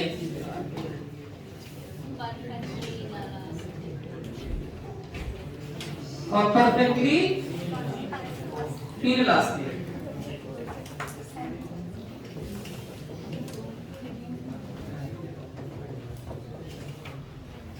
एक चीज और जो आप लोगों को समझना है, परफेक्टली इलास्टिक, पार्शियली और परफेक्टली इलास्टिक में यदि कहीं पे डेटा इनसफिशिएंट लगे, ई ना दिया हो और एम और शुरू वाली वेलोसिटी दिया हो और इलास्टिक कोलिजन दिखा है, तो इसका मतलब परफेक्टली इलास्टिक है। तो परफेक्टली इलास्टिक को सिंपली क्या भी कहा जाता है? इलास्टिक। और परफेक्टली इनइलास्टिक को सिंपली इनइलास्टिक भी कहा जाता है ना? पार्शियली के लिए पार्शियली कहना भी पड़ता है और ये देना भी पड़ता है, या फिर इतना डेटा दिए रहेंगे कि ये निकालना पड़ता होगा। तो ये निकालने के नाम पे तो पार्शियली ही होता होगा। परफेक्टली इलास्टिक में ये निकालने के लिए पूछेगा, वो तो वन होता ही है, उसमें क्यों पूछ रहा है? समझ में आ रहा है मेरी बात? तो कहीं पे इलास्टिक कोलिजन का मतलब परफेक्टली इलास्टिक कोलिजन। तो बाय डिफॉल्ट भी कई चीजें हमें मान के चलनी होती है ना। क्योंकि हर जगह परफेक्टली इलास्टिक नहीं लिखा होता, लिखा है तो ठीक है, नहीं लिखा है तो मानेंगे। सो इस केस में मोमेंटम, यदि मोमेंटम की बात करें,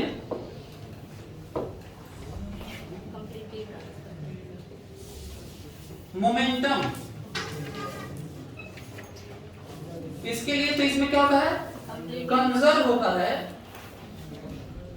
मोमेंटम कंजर्व होता है, इसमें भी मोमेंटम कंजर्व होता है और इसमें मोमेंटम क्यों कंजर्व होता है, क्या रीजन है? क्योंकि इसके लिए जो सिचुएशन है वो सब केस में होता है और 1D 2D 3D type collision में भी। सो टाइप्स ऑफ कोलिजन, यदि मैं बात करूं टाइप्स ऑफ कोलिजन, तो हालांकि ये नेचर ऑफ कोलिजन भी कहा जाता है।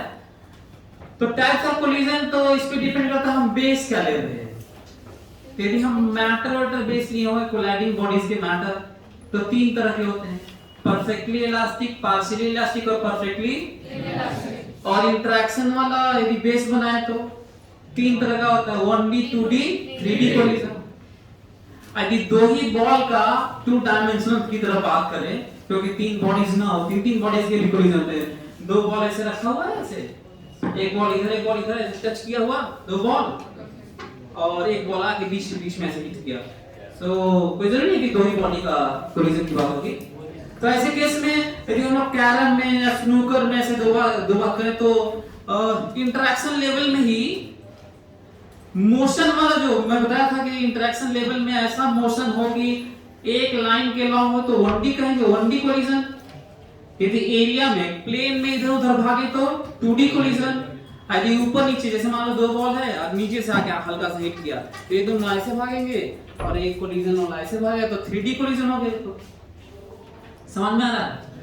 और यदि दो बॉडी की बात करें तो कैरम में यदि हेड टू हेड ऐसे नॉर्मल के लॉन्ग, जो नॉर्मल इंटरेक्शन है उसी के लॉन्ग यदि वेलोसिटीज हैं तो इसे बोलते हैं हेड ऑन। यदि नॉर्मल के लॉन्ग, इधर देखो, नॉर्मल इसके लॉन्ग वेलोसिटी इसके लॉन्ग, मतलब ऐसे नहीं कि जिसके लॉन्ग वेलोसिटी उसी के लॉन्ग नॉर्मल, आगे पीछे हो जाए, आगे पीछे हो जाए। इंटरेक्शन का नॉर्मल जो है वो किसी और के लॉन्ग हो और वेलोसिटी किसी और के लॉन्ग हो, इसे क्या बोलेंगे, ऑब्लिक वेलोसिटी। तो कई तरह की बात हो गई, लेकिन इसका मतलब ये नहीं कि जो थ्योरी जो हम बात कर रहे हैं वो बदलने वाला है। मोमेंटम सब में कंजर्व है, तो कंजर्व और मोमेंटम के कंजर्व होने का अपना रीजन है। Kinetic energy conserve, why? there is no loss or gain of kinetic energy. Super elastic collision में काइनेटिक एनर्जी इनिशियल से ज्यादा फाइनल में। और क्यों होती है बता सकते हैं आप लोग? वो जो कंप्रेस वाला था वो किस में कन्वर्ट हो गया होगा? हाँ, तो इसलिए ज्यादा होता था, जो रियलिटी मतलब रियल लाइफ में कम देखने को मिलता है, इसलिए सुपर इलास्टिक की बात कर भी नहीं रहा हूं मैं। So conserve, not conserve, not conserve.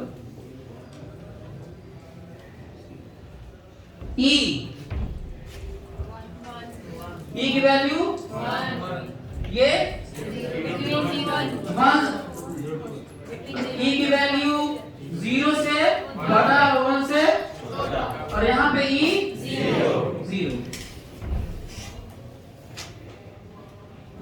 लिख लो जल्दी से।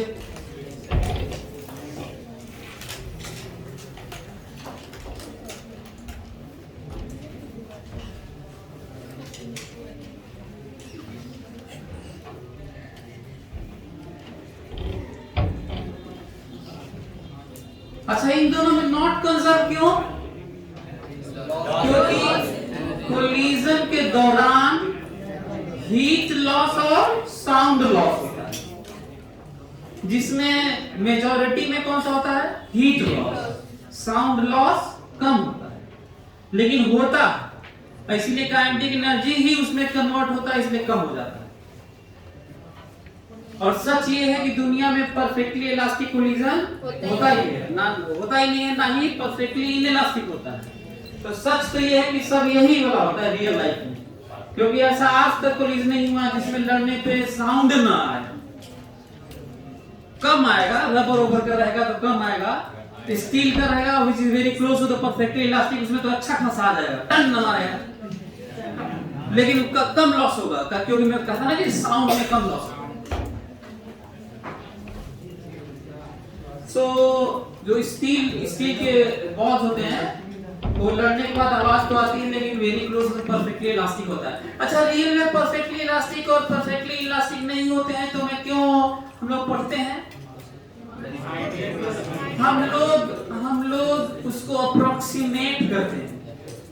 दुनिया में आइडियल चीजें तो ऐसे भी नहीं होती, तो हम लोग आइडियलाइज करके लॉ बना के हम फिर क्या करते हैं? अप्रोक्सीमेट करते हैं। जैसे यदि एक पैरामीटर ले लें, चाहे पैरामीटर क्या, ऐसे कर लें, इफ e is 0.999 तो वो 1 ही कह ले, 1 तो होना नहीं है, तो 0.999 को हम लोग क्या कहते हैं? 1। कोई कहेगा सर 0.99 को ले ही लो, कोई कहेगा सर 0.9 तो मैं ले लो, अब कोई दूसरा कहेगा नहीं लेंगे तो कहेगा मत, तो दोनों ठीक है, लेकिन 0.99 तो ठीक है। 0.9 में दिक्कत किस बात का है? 10% टाइप लग रहा है यार, हाँ तो थोड़ा अच्छा नहीं लग रहा है, लेकिन 0.99 में 1% है ना, तो 1 2 3 4% तक तो खींच लो। तो हम लोग अप्रोक्सीमेट करके अपनी जिंदगी में कैलकुलेशन करते हैं, क्योंकि चीजें दुनिया में कभी भी परफेक्ट नहीं हो सकती। यही रीजन है कि कितना भी डिवाइस लगा के मेजर कर लो परफेक्शन का, लेकिन कल्पना चावला वाली हालत हो ही जाती है। मतलब सब चेक किए थे, सारा डिवाइस लगा के सब ठीक है, लेकिन कहीं कॉर्नर में कहीं कुछ चीज छटका और जाके क्रैक था, वहां से जब जो पेंटिंग होती है ना, कर्वेचर जहाँ पे कॉर्नर होता है वहां पे जॉइंट्स कॉर्नर ही बनाते हैं, कर्व बनाते हैं, और वहां पे क्रैक आ गया तो पूरा प्रेशर ट्रांसमिट होता है अंदर तक। ये नेचर है गैस का, लिक्विड का, तो अंदर जाके फिर तोड़ दिया। तो कितना भी आप कर लीजिए, मशीन कर रहा है कि बिल्कुल सही है, क्योंकि मशीन की अपनी लिमिटेशन भी तो है, तो कुछ लेवल तक ही ना सही बोलता होगा, हर लेवल पे सही नहीं बोलेगा ना। तो उसका मशीन बनाने की 2 चीजें फिक्स हो गई उसकी, लिस्ट, हाँ एरर होना तय है और लिस्ट काउंट फिक्स है। मशीन से पहले ही लिस्ट काउंट हो जाता है। What is least count of machine, device और instrument? Anything minimum value up to which any device, machine or instrument can measure accurately, that is list count, minimum। अब वो होना ही है। तो अच्छा, हाँ, मोमेंटम ट्रांसफर सबसे ज्यादा किस में होता है कि सब में बराबर होता है? मोमेंटम ट्रांसफर तो होता है एक बॉडी से दूसरे बॉडी में, तो सबसे ज्यादा ट्रांसफर किस में होता है? परफेक्टली, पार्शियली में थोड़ा, परफेक्टली इलास्टिक में और सबसे कम। और काइनेटिक एनर्जी ट्रांसफर किस में सबसे ज्यादा होता है? परफेक्टली इलास्टिक में।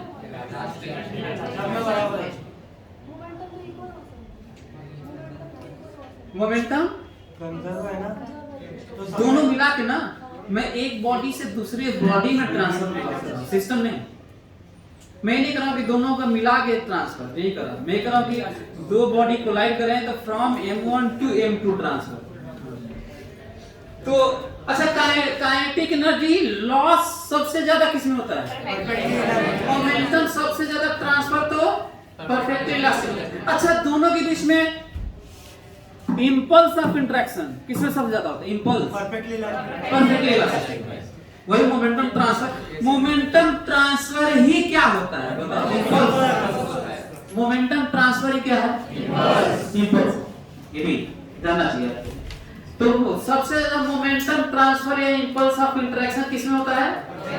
और सबसे ज्यादा काइनेटिक एनर्जी लॉस किसमें होता है? Perfectly inelastic. पार्शियली में थोड़ा कम लॉस होता है और परफेक्टली इलास्टिक में लॉस ही नहीं है। परफेक्टली इलास्टिक में लॉस ही नहीं होगा। तो हमें लग रहा है कि ये अच्छा, ये इन सब की बात तो पहले भी कर चुके हैं। अलग से डिब्बा बना के सुपर इलास्टिक के बारे में लिख लो। सुपर इलास्टिक कोलिजन ई ग्रेटर देन 1 लिख लो कहीं पे, और समझाई दिया हूं कि उसका सेंस क्या है, कैसे बनेगा रियल लाइफ में। मैटर तो नहीं होता, लेकिन हम लोग जबरदस्ती बनाते हैं इसको ना। कंप्रेसर से बांध दीजिए, लड़ेगा तो टूट जाएगा तो होगा, अच्छा नहीं टूटेगा तो फिर नहीं होगा। ये नहीं खुला हो, नहीं टूटा हो, फिर वो बिहेव नहीं करेगा, फिर वो ई कम ही रहेगा।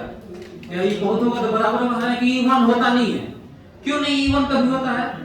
क्योंकि आइडियल बॉडीज नहीं है, परफेक्टली इलास्टिक है, हाँ क्लोज है, क्लोज।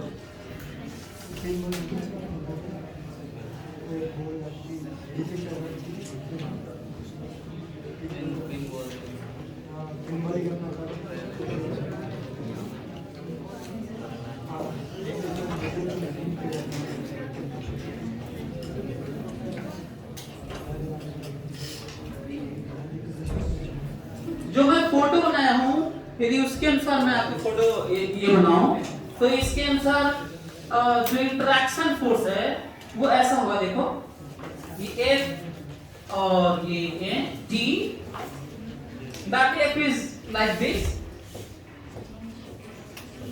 variable है, not constant, started from 0 value, reaches up to maximum value, और सिमेट्रिकली जैसे बढ़ता है वैसे ही घटता है। केवल किस केस में?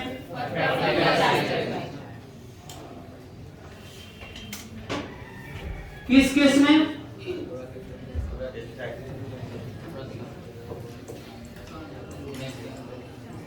यहां तक तो ठीक है।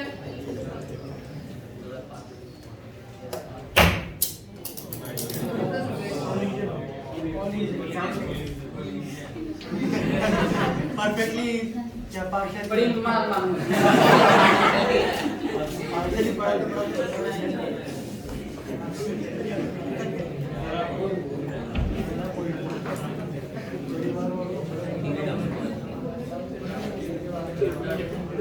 ये अच्छा, हाँ ये हो सकता है कि जैसे आप कहें कि सर क्या सच में ये वाला जो पीक वाला है वो सेम होता है? तो हो सकता है कि इस केस में थोड़ा टाइम एक्सटेंड हो जाए, लेकिन शेप ऐसा ही रहेगा, एरिया सेम रहने के लिए। लेकिन इसमें कोई दो राय नहीं है कि जो ये वैल्यू है ना आधा, ये वाला, ये इतना ही ये वाला है, ये इंटरेस्टिंग है। तो हो सकता है कि पीक वाला थोड़ा बदल के थोड़ा टाइम एक्सटेंड हो जाए, लेकिन जो ये आधा वाला पार्ट और ये वाला पार्ट वैसे ही रहेगा। ये वाला ऐसे रहेगा, हो सकता है ये वाला शेप पीक वाला थोड़ा करके एक्सटेंड हो जाए, लेकिन एरिया तो रखना पड़ेगा। ये बना सकते हैं आप।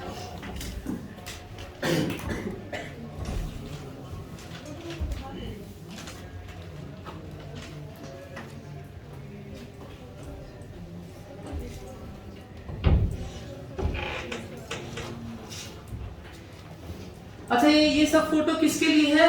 M2 के लिए है। किसके लिए है? यदि मैं कहूँ M1 के लिए बनाओ तो कैसे बनाओगे? नीचे, considering this direction is positive. क्यों नीचे मुझे समझ में आ गया? मैं ये कह रहा हूँ M2 के लिए प्लस मानते हैं, M2 के लिए तो उस पे तो इधर लगा होगा ना, इस पे इधर लग रहा होगा, तो इस पे तो इधर लगेगा, एक्शन रिएक्शन यार, और बराबर लगेगा हर मोमेंट पे। तो ऐसा ही नीचे बनाओगे किसके लिए? M1 के लिए। Considering this direction positive, considering this direction positive, तो ये M1 के लिए, M2 के लिए नीचे होगा। इसीलिए बोलता हूँ कि डायरेक्शन वाला ध्यान रखना चाहिए और मानना चाहिए, कहना चाहिए बनाते समय। तो भी अच्छा, हाँ यदि मैं आपसे ये कहूँ कि AT का ग्राफ बनाओ, तो यही वाला होगा। AT का ग्राफ यही वाला होगा। बस ये है कि हाँ, लेकिन यदि मास 1 kg होगा तो एग्जैक्टली यही होगा, और ज्यादा हुआ तो थोड़ा नीचे हो जाएगा, हैं? वैल्यू नीचे होगा ना। मास 1 kg से कम हुआ तो खिंचा जाएगा, समझ में आ रहा? और M1 के लिए फिर देखना पड़ेगा M1 वाला ये है ना। एक ये पॉइंट हो गया। और मैं बताने जा रहा हूं velocity variation. Velocity variation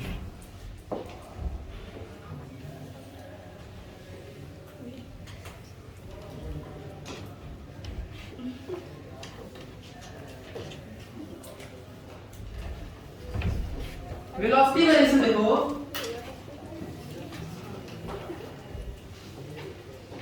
we T वो है वाला डेल्टा टी तक, जब तक कोलिजन हुआ तब तक मैं बात कर रहा हूं। U1 वाला घट के V1 हो गया है, U1 से घट के V1 हो गया है।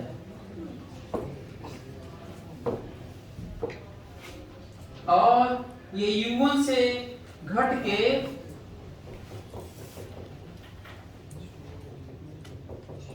V1 हो गया ये, और ये U2 से बढ़ के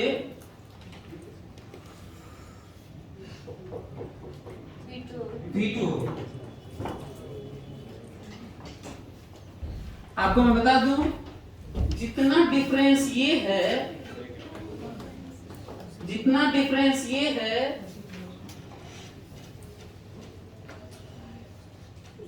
जितना डिफरेंस ये है उतना ही डिफरेंस इनिशियल वाला होना चाहिए, ताकि क्या रहे, 1 रहे रेशियो। थोड़ा नीचे बनाना चाहिए था इसको।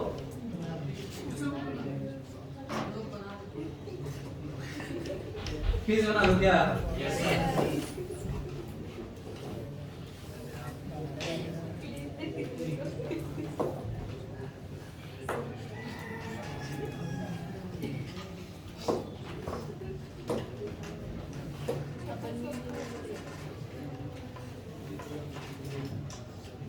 U2 कम है, बढ़ के V2,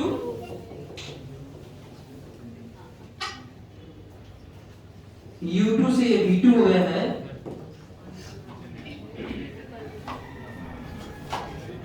और पहले U1 था ये,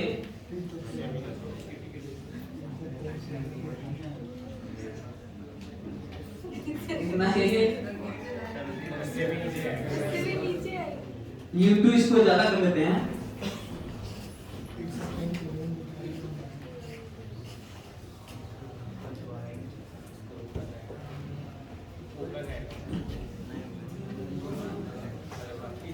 ठीक है यार। मतलब ये जितना डिफरेंस रहे वही U2 और U1 का रहे ना। इसके लिए velocity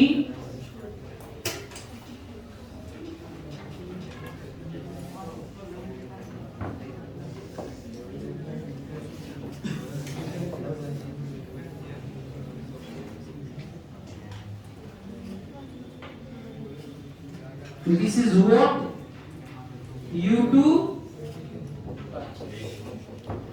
V2, this is U1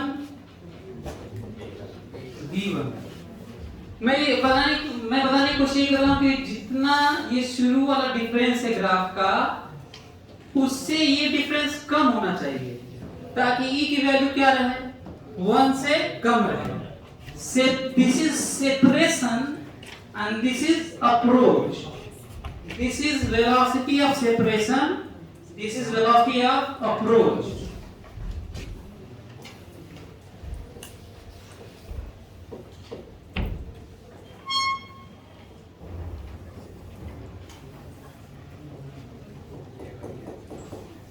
This is U1 U2 और यहाँ पे दोनों का सेम हो जाएगा V।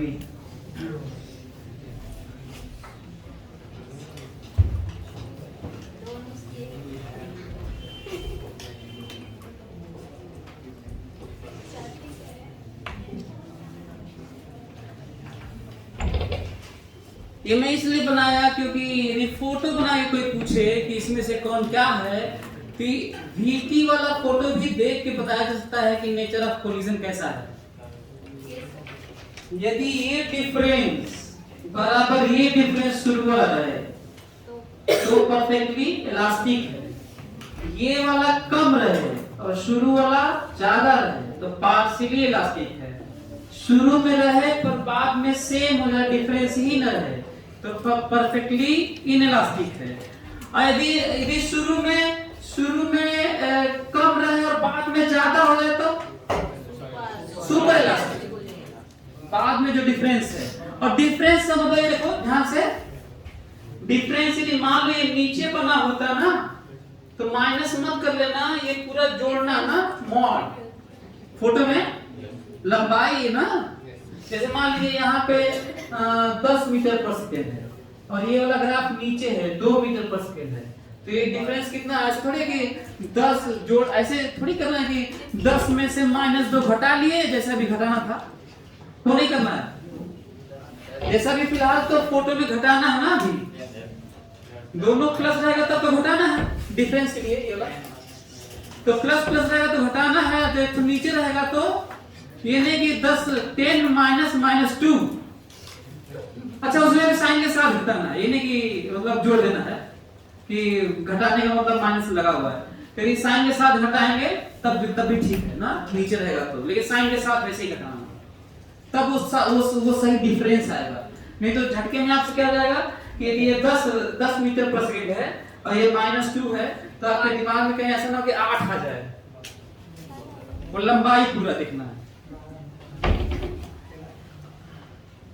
12 रहेगा डिफरेंस, 12। तो कोलिजन का तो सब खत्म हो गया, हेड ऑन और ऑब्लिक और 3D 1D तो सब में जो थ्योरी लगेगा वो यही सब लगेगा जो हम लोग अभी पढ़ रहे थे, सारा ही केस में, जिसमें से 95% क्या मिलेगा आपको? हेड ऑन कोलिजन, दो बॉडी के बीच में बात हो रही। तो एक क्वेश्चन से जितना चीज सीखे उसको करते हैं ना, क्वेश्चन लिखो तो लिखिए, इसको जल्दी से लिख लो, बना लो इसको फोटो।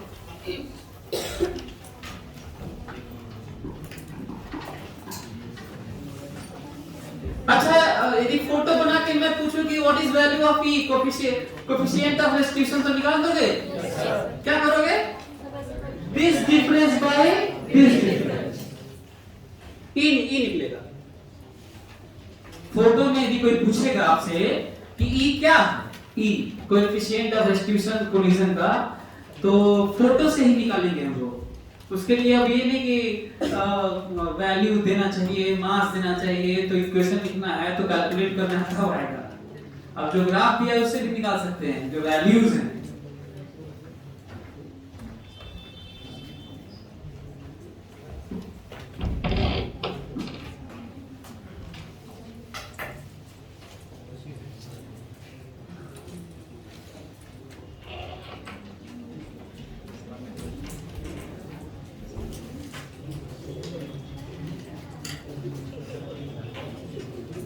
अच्छा, कोलिजन का स्लो मोशन दिखाया क्या आपको? स्लो मोशन कोलिजन दिखाया? तब आप ज्यादा रियलाइज कर पाए आप। चलिए देखिए,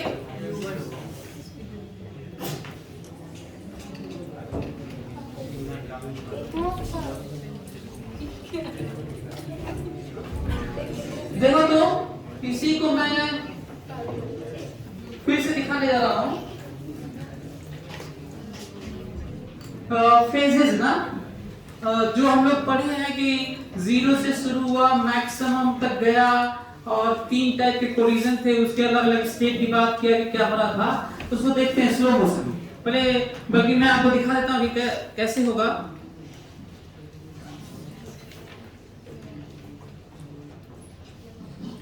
फिर उसके बाद फोटो बना देता हूँ। क्या हुआ?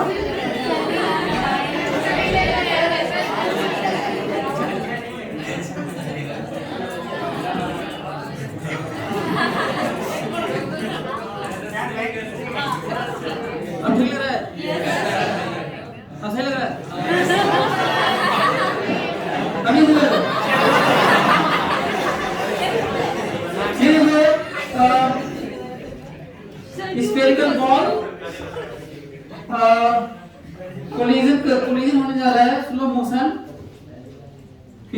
वेलोसिटी कम, इसकी वेलोसिटी ज्यादा है। यहां से शुरुआत होता है t बराबर 0, उससे पहले नहीं दिए ना। This is t0 and n0। n बढ़ता है, डिफॉर्म होता है, मैक्सिमम डिफॉर्मेशन होता है। यही वो मोमेंट है, यदि परफेक्टली इनइलास्टिक कोलिजन है तो ऐसे ही डिफॉर्म रहेंगे और साथ चले जाएंगे सब। यदि पार्शियली इलास्टिक है तो पूरा स्फेरिकल नहीं खुलेगा, थोड़ा खुलेगा। यदि परफेक्टली इलास्टिक है तो पूरा खुलेगा। तो खुलने का मतलब ऐसे है, यदि परफेक्टली इनइलास्टिक है तो फोर्स अचानक 0, खत्म, नॉर्मल गायब। फिर देखो, नॉर्मल शुरू हुआ 0 से, शुरू हुआ कितने से? नॉर्मल बढ़ के कितना बढ़ गया? 10⁸, और अचानक गायब। किसके लिए? परफेक्टली इलास्टिक के लिए नॉर्मल गायब। दोनों की वेलोसिटी सेम और दोनों एक साथ चले जाएंगे। समझ में आ रहा है? लेकिन यदि पार्शियली इलास्टिक हो तो थोड़ा खुलेगा। यदि खुलेगा तो इस पे फोर्स लगाएगा और ये इस पे लगाएगा। इमेजिन कर पा रहे हैं आप?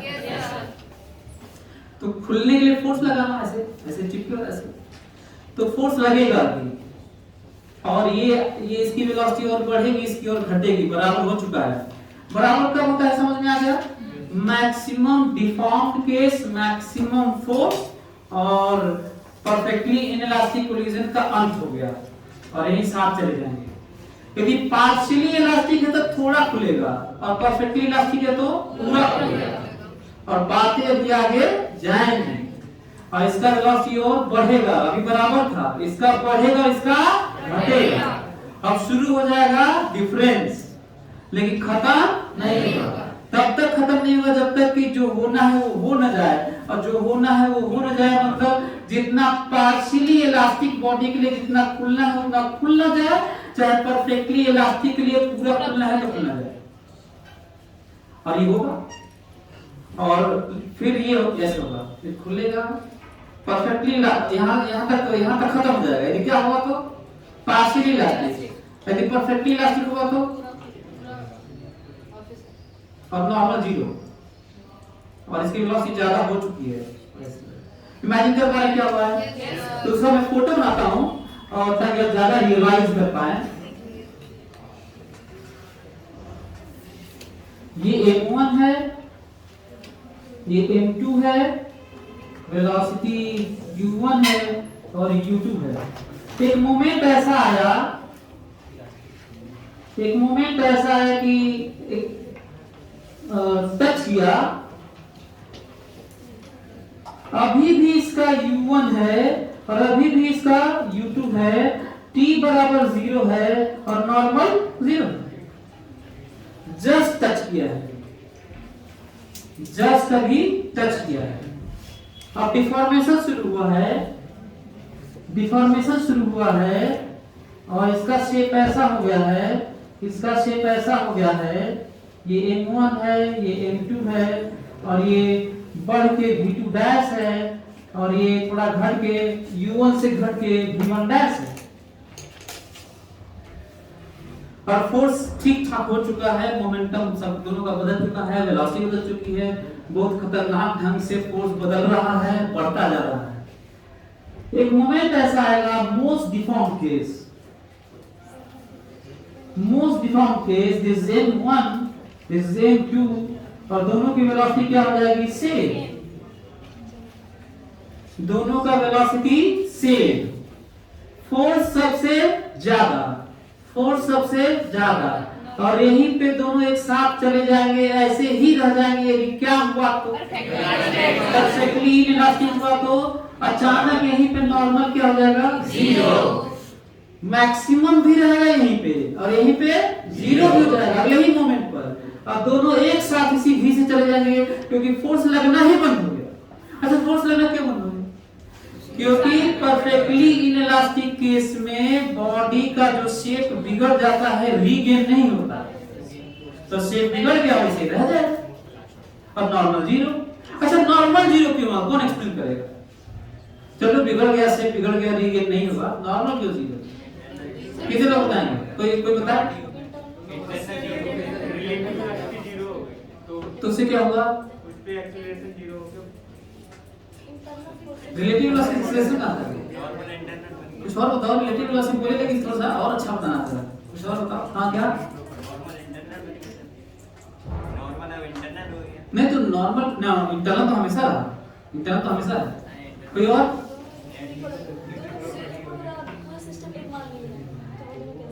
पूरा सिस्टम हमेशा एक माने थे। चलिए मैं बताता हूँ, आप लोग लग रहा है नहीं सोच पा रहे हैं, मैं बताऊँ, ध्यान से सुनना। टेंशन और फोर्स कब लगता है बताया था, भूल गए, ध्यान से सुनो। टेंशन और फोर्स तभी लगता है नॉर्मल फोर्स या टेंशन फोर्स रस्सी वाला। नॉर्मल क्यों लगता है सुन लो, कोई चीज जाना चाहे और कोई जाने न दे तो नॉर्मल लगता है। जैसे यदि मेरा हाथ नहीं होता, कहीं पे भी नॉर्मल लगेगा या नहीं लगेगा, दो के बीच में एक को हटा के देख लेना, पता चल जाएगा। मेरा हाथ नहीं होता तो क्या होता, पेट किधर जाना चाह रहा है, लेकिन मेरा हाथ नहीं जाने दे रहा, नॉर्मल लगा के रुका। यदि मैं अपने हाथ को एक्सेलरेट कराऊं 2 मीटर पर सेकंड स्क्वायर से एक्सेलरेट कराऊं तो भी नॉर्मल लगेगा। जानते हो मेरा हाथ नहीं होता ना तो 10 से जाना चाहता, अरे जी ना, तो कितने से जाना चाहता है? अब मेरा हाथ कितने से जाने दे रहा, बाउंड किया हुआ 2 से ही चलोगे, साथ में लगा के रुका होगा। अच्छा मैं अपने हाथ को 8 से कराऊं तो तब भी नॉर्मल लगेगा। क्यों? क्योंकि मेरा हाथ नहीं होता, चेक करना है ना, मेरा हाथ नहीं होता तो 10 से जाता, 8 से जबरदस्ती उसको 8 से रोक के लेके जा। अच्छा मैं अपने हाथ को 10 से एक्सीलरेट कराऊं तो नॉर्मल नहीं लगेगा। अच्छा एक साथ रहेंगे, टच में रहेंगे, नॉर्मल नहीं लगेगा। क्यों? क्योंकि नॉर्मल तभी लगता है जब रोकेगा कम ना। मेरा पेट कितने से जाना चाहता है, मेरा हाथ कितने से जा रहा है, तो रोक रहा है, हाँ तो नॉर्मल जीरो। यदि मैं अपने हाथ का एक्सेलरेशन 11 कर दूं तो छूट जाएगा, सेपरेट हो जाएगा, समझ आ गया? और रस्सी में भी यही होता है, यदि ये तेजी से जाना चाहे और रस्सी से जुड़े हुए हैं, सेपरेशन वाला, तेजी से जाना चाहे तो ये तब और ये धीरे धीरे जा रहा है तो टेंशन डेवलप होगा, फोर्स लगेगा, खींच के लेके जाएगा। अच्छा इसको ये मान लो 10 मीटर पर सेकंड से जा रहे हैं, तुम इसको भी 10 से ठेल ही रहे बिना टेंशन के, तो टेंशन जीरो रहेगा। समझ में आ रहा है? अच्छा इसका ज्यादा हो गया, उसका वेलोसिटी कम हो गया जैसे तो फिर ढीला ही हो जाएगा। तो टेंशन कब लगता है, नॉर्मल कब लगता है, समझ में आ गया आप लोगों को? तो बताओ ये क्या खुलना चाह रहे हैं कि परफेक्टली इलास्टिक बॉडी है तो खुलना चाह रहे हैं? अब बताओ क्या ये जाना चाह रहा है V से तो ये रोक रहा है, हाँ तो ठीक है, नॉर्मल जीरो। लेकिन पार्शियली इलास्टिक और परफेक्टली इलास्टिक में ये सिचुएशन आता तो है, अब इलास्टिक बराबर होता तो है, लेकिन वो खुलने वाला केस होता है, दूसरा केस है। समझ आ रहा है? वो दूसरा केस है, खुलना है ना, शेप ही बदल रहा है, इसमें तो बदलने। अच्छा बदलता तो फिर ये परफेक्टली इलास्टिक होता है क्यों? आगे बढ़े, समझ आ रहा है आप लोगों को? तो ये आगे की बात तक मैं तो कहता हूं यहां पर लिख भी सकते हैं, stops for not stops collision या interaction, stops collision for perfectly inelastic। यहीं पे खत्म हो, दोनों सेम वेलोसिटी चले जाएंगे। लेकिन यदि पार्शियली है तो थोड़ा खुलेगा और स्थिति ये होगी, and this is V1 dash, this is V2 dash, m1 m2 और फिर यहीं पे खत्म हो जाएगा यदि पार्शियली होगा, यदि परफेक्टली होगा तो यहाँ पे खत्म नहीं होगा, तब ये होगा शेप।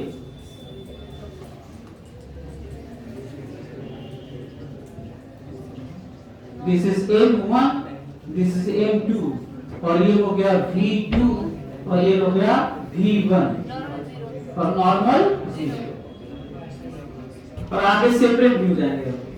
जल्दी से बना लो।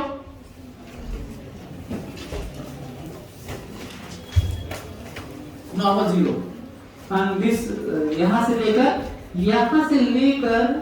यहां तक डेल्टा टी होता है, टाइम ऑफ कोलिजन। यहां से लेकर टाइम 0 मानते हैं, जैसे ही टच में आते हैं नॉर्मल 0 होता है, टाइम 0 मानते हैं। तो शुरुआत करते हैं और यहाँ पे फाइनली डेल्टा टी या डेल्टा टी जो भी करें।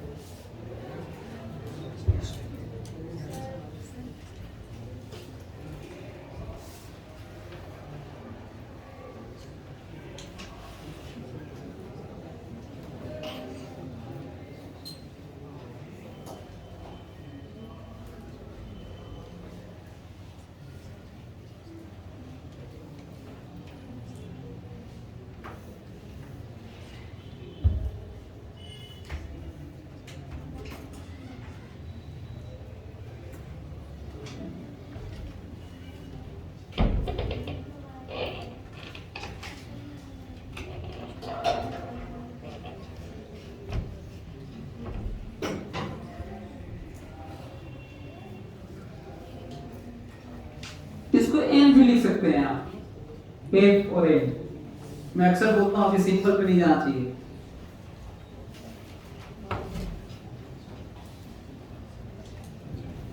तो u1 u2 के बाद यही v1 v2 जो बराबर है हो सकता है, यही v1 v2 है जो पार्शियली इलास्टिक के लिए और परफेक्टली इलास्टिक के लिए तो पूरा बनाया हूं, और v1 v2 ये वाला है जो फाइनली होता है और सेपरेट होने वाला है। क्यों? क्योंकि v2 ज्यादा है v1 से। इसके आगे जाने का मतलब ही v2 ज्यादा है v1 से। इसके आगे जाने का मतलब ही है कि अब m2 का ज्यादा ही होगा। मतलब पार्शियली इलास्टिक में और परफेक्टली इलास्टिक में v2 का ज्यादा होना मस्ट है v1 से। बराबर होगा किस केस में? परफेक्टली इनइलास्टिक केस में। और ये ऐसा क्यों होता है? क्योंकि ये कोलाइडिंग बॉडीज के मैटर पे डिपेंड करता है। ऐसा इसलिए होता है क्योंकि ये जो कोलाइड करने वाले बॉडीज हैं उनके मैटर पे डिपेंड करता है।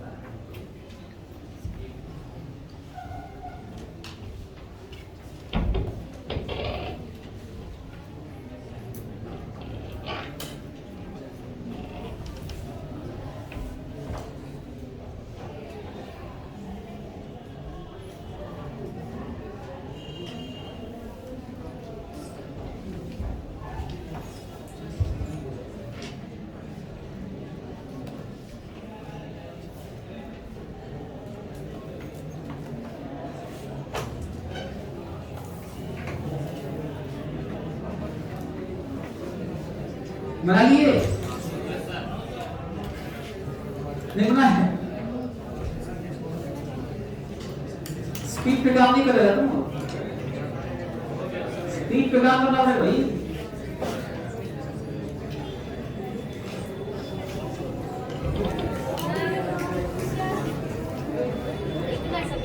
वीडियो अपलोड हो जाएगा।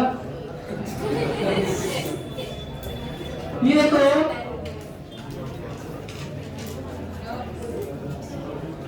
परफेक्टली इलास्टिक मैटर पेज है बॉडी के लिए।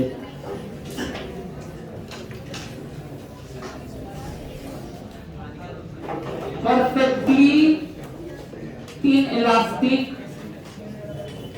मैटर और पार्शियली, जिसको हमें शुरू में बताना चाहिए था उसको मैं सारा चीज होने के बाद बता रहा हूं। ऑर्डर थोड़ा उलट गया है, कोई बात नहीं। अच्छा, पार्शियली इलास्टिक के लिए चाहे पार्शियली इनइलास्टिक है, दोनों एक ही बात है। तो जो मैं कोलिजन आपको बहुत स्लो मोशन में दिखाया था कि ऐसे देखो ये ऐसे हुआ और फिर ऐसे ही रह जाएगा, उसी की बात मैं ऐसे कर रहा हूं कि यदि कोई आपके पास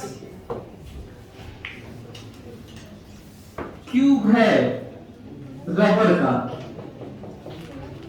का क्यूब है, किसी भी चीज का जो परफेक्टली इलास्टिक बॉडी है, मैटर है, तो जब वो आप उस पे फोर्स लगाएंगे ना, जब उस पे फोर्स लगाएंगे तो ये डिफॉर्म हो जाएगा, फोर्स लगाएंगे तो डिफॉर्म हो जाएगा, और जैसे ही फोर्स रिमूव करेंगे वैसे ही अपने शेप में आ जाएगा। बड़ा हो गया है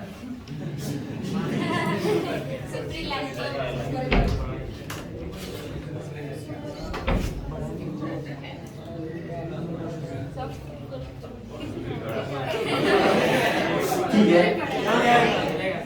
तो फोर्स लगाएंगे तो क्या हो जाएगा, दब जाएगा, और हटा देंगे तो परफेक्टली वैसे ही हो जाएगा जैसे था।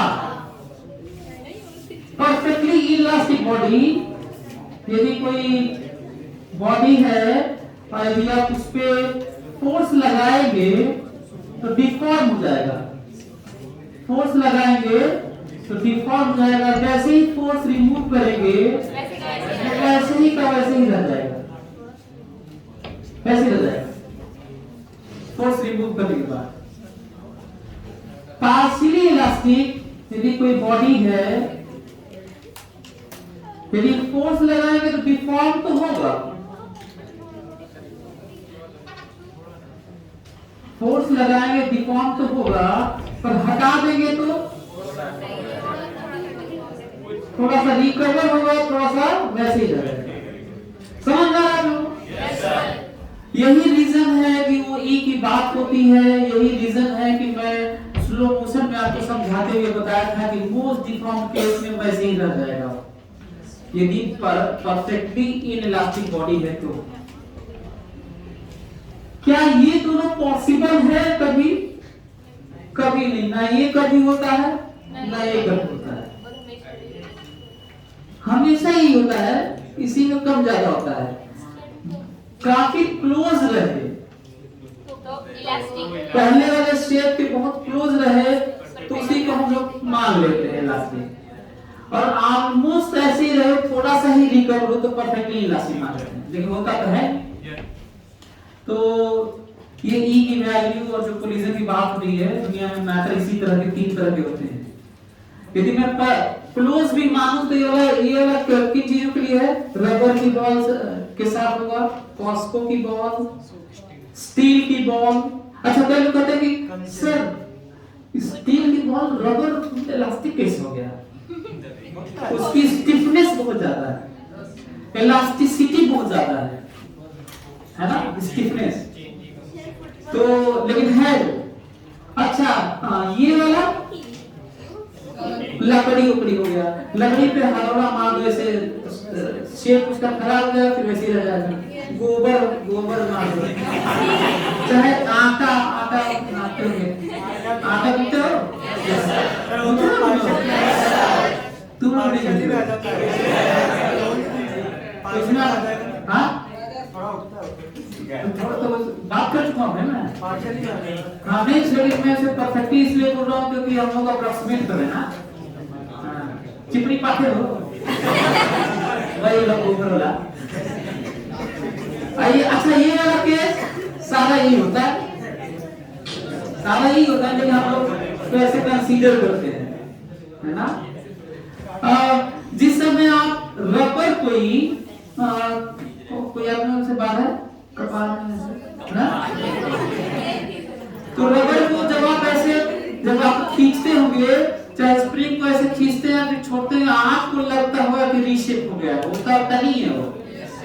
जैसे मान लीजिए एक स्प्रिंग है, उसको खींचे और छोड़े तो वहीं पे खींचा गया, चाहे रबर को खींचिए और फिर वहीं पे चला गया, तो आपको लगता होगा चला गया है।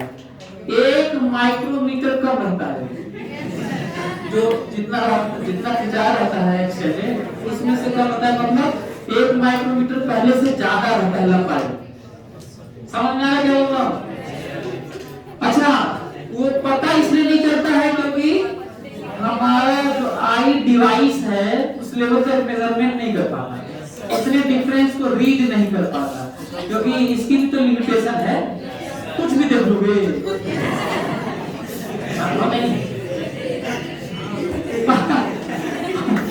पांच से उनकी लिमिटेशन भी तो है, कुछ भी सुन लोगे लिमिटेशन है, कुछ भी टेस्ट हो जाएगा तुमसे, तो हर चीज की लिमिटेशन है। जैसे मैं कहूँ कि मैं अक्सर स्पीड बात करता हूँ, जैसे मैं ऐसे ताली बजा तो आपको आवाज में देगा, सुनाई दिया? नहीं सुनाई दिया? लेकिन तो प्रोसेस ये हुआ था कि दोनों के बीच में ये प्रेशर से बहुत तेजी से एयर डिस्टर्ब हुआ, बाहर गया, यहाँ गया, और इस लेवल तक डिस्टरबेंस प्रोड्यूस हुआ और प्रोपोगेट हुआ, जिसे वेव कहते हैं। प्रोपोगेशन ऑफ डिस्टरबेंस को क्या कहते हैं? तो वो आपके कान में गया और उस रेंज के का था जो आपका कान डेटा भेजा और ब्रेन रीड कर पाया, एनालाइज कर पाया, एनालिसिस। लेकिन डिस्टरबेंस तो अभी भी हुआ है, सुना दिया? क्या डिस्टरबेंस प्रोड्यूस नहीं हुआ था? लेकिन क्यों नहीं सुनाई दिया? क्योंकि जो ऑसिलेशन था इसका वो 20 हर्ट्ज से कम था, और आपके कान का लिमिटेशन है, खूब रटते हैं। बाकी रीजन उन्हें पता है, बस ऐसे हमारा कान सुनता है 20 हर्ट्ज से लेकर, जबकि आपको पता नहीं कि 19 हर्ट्ज में सुन लेता हूं।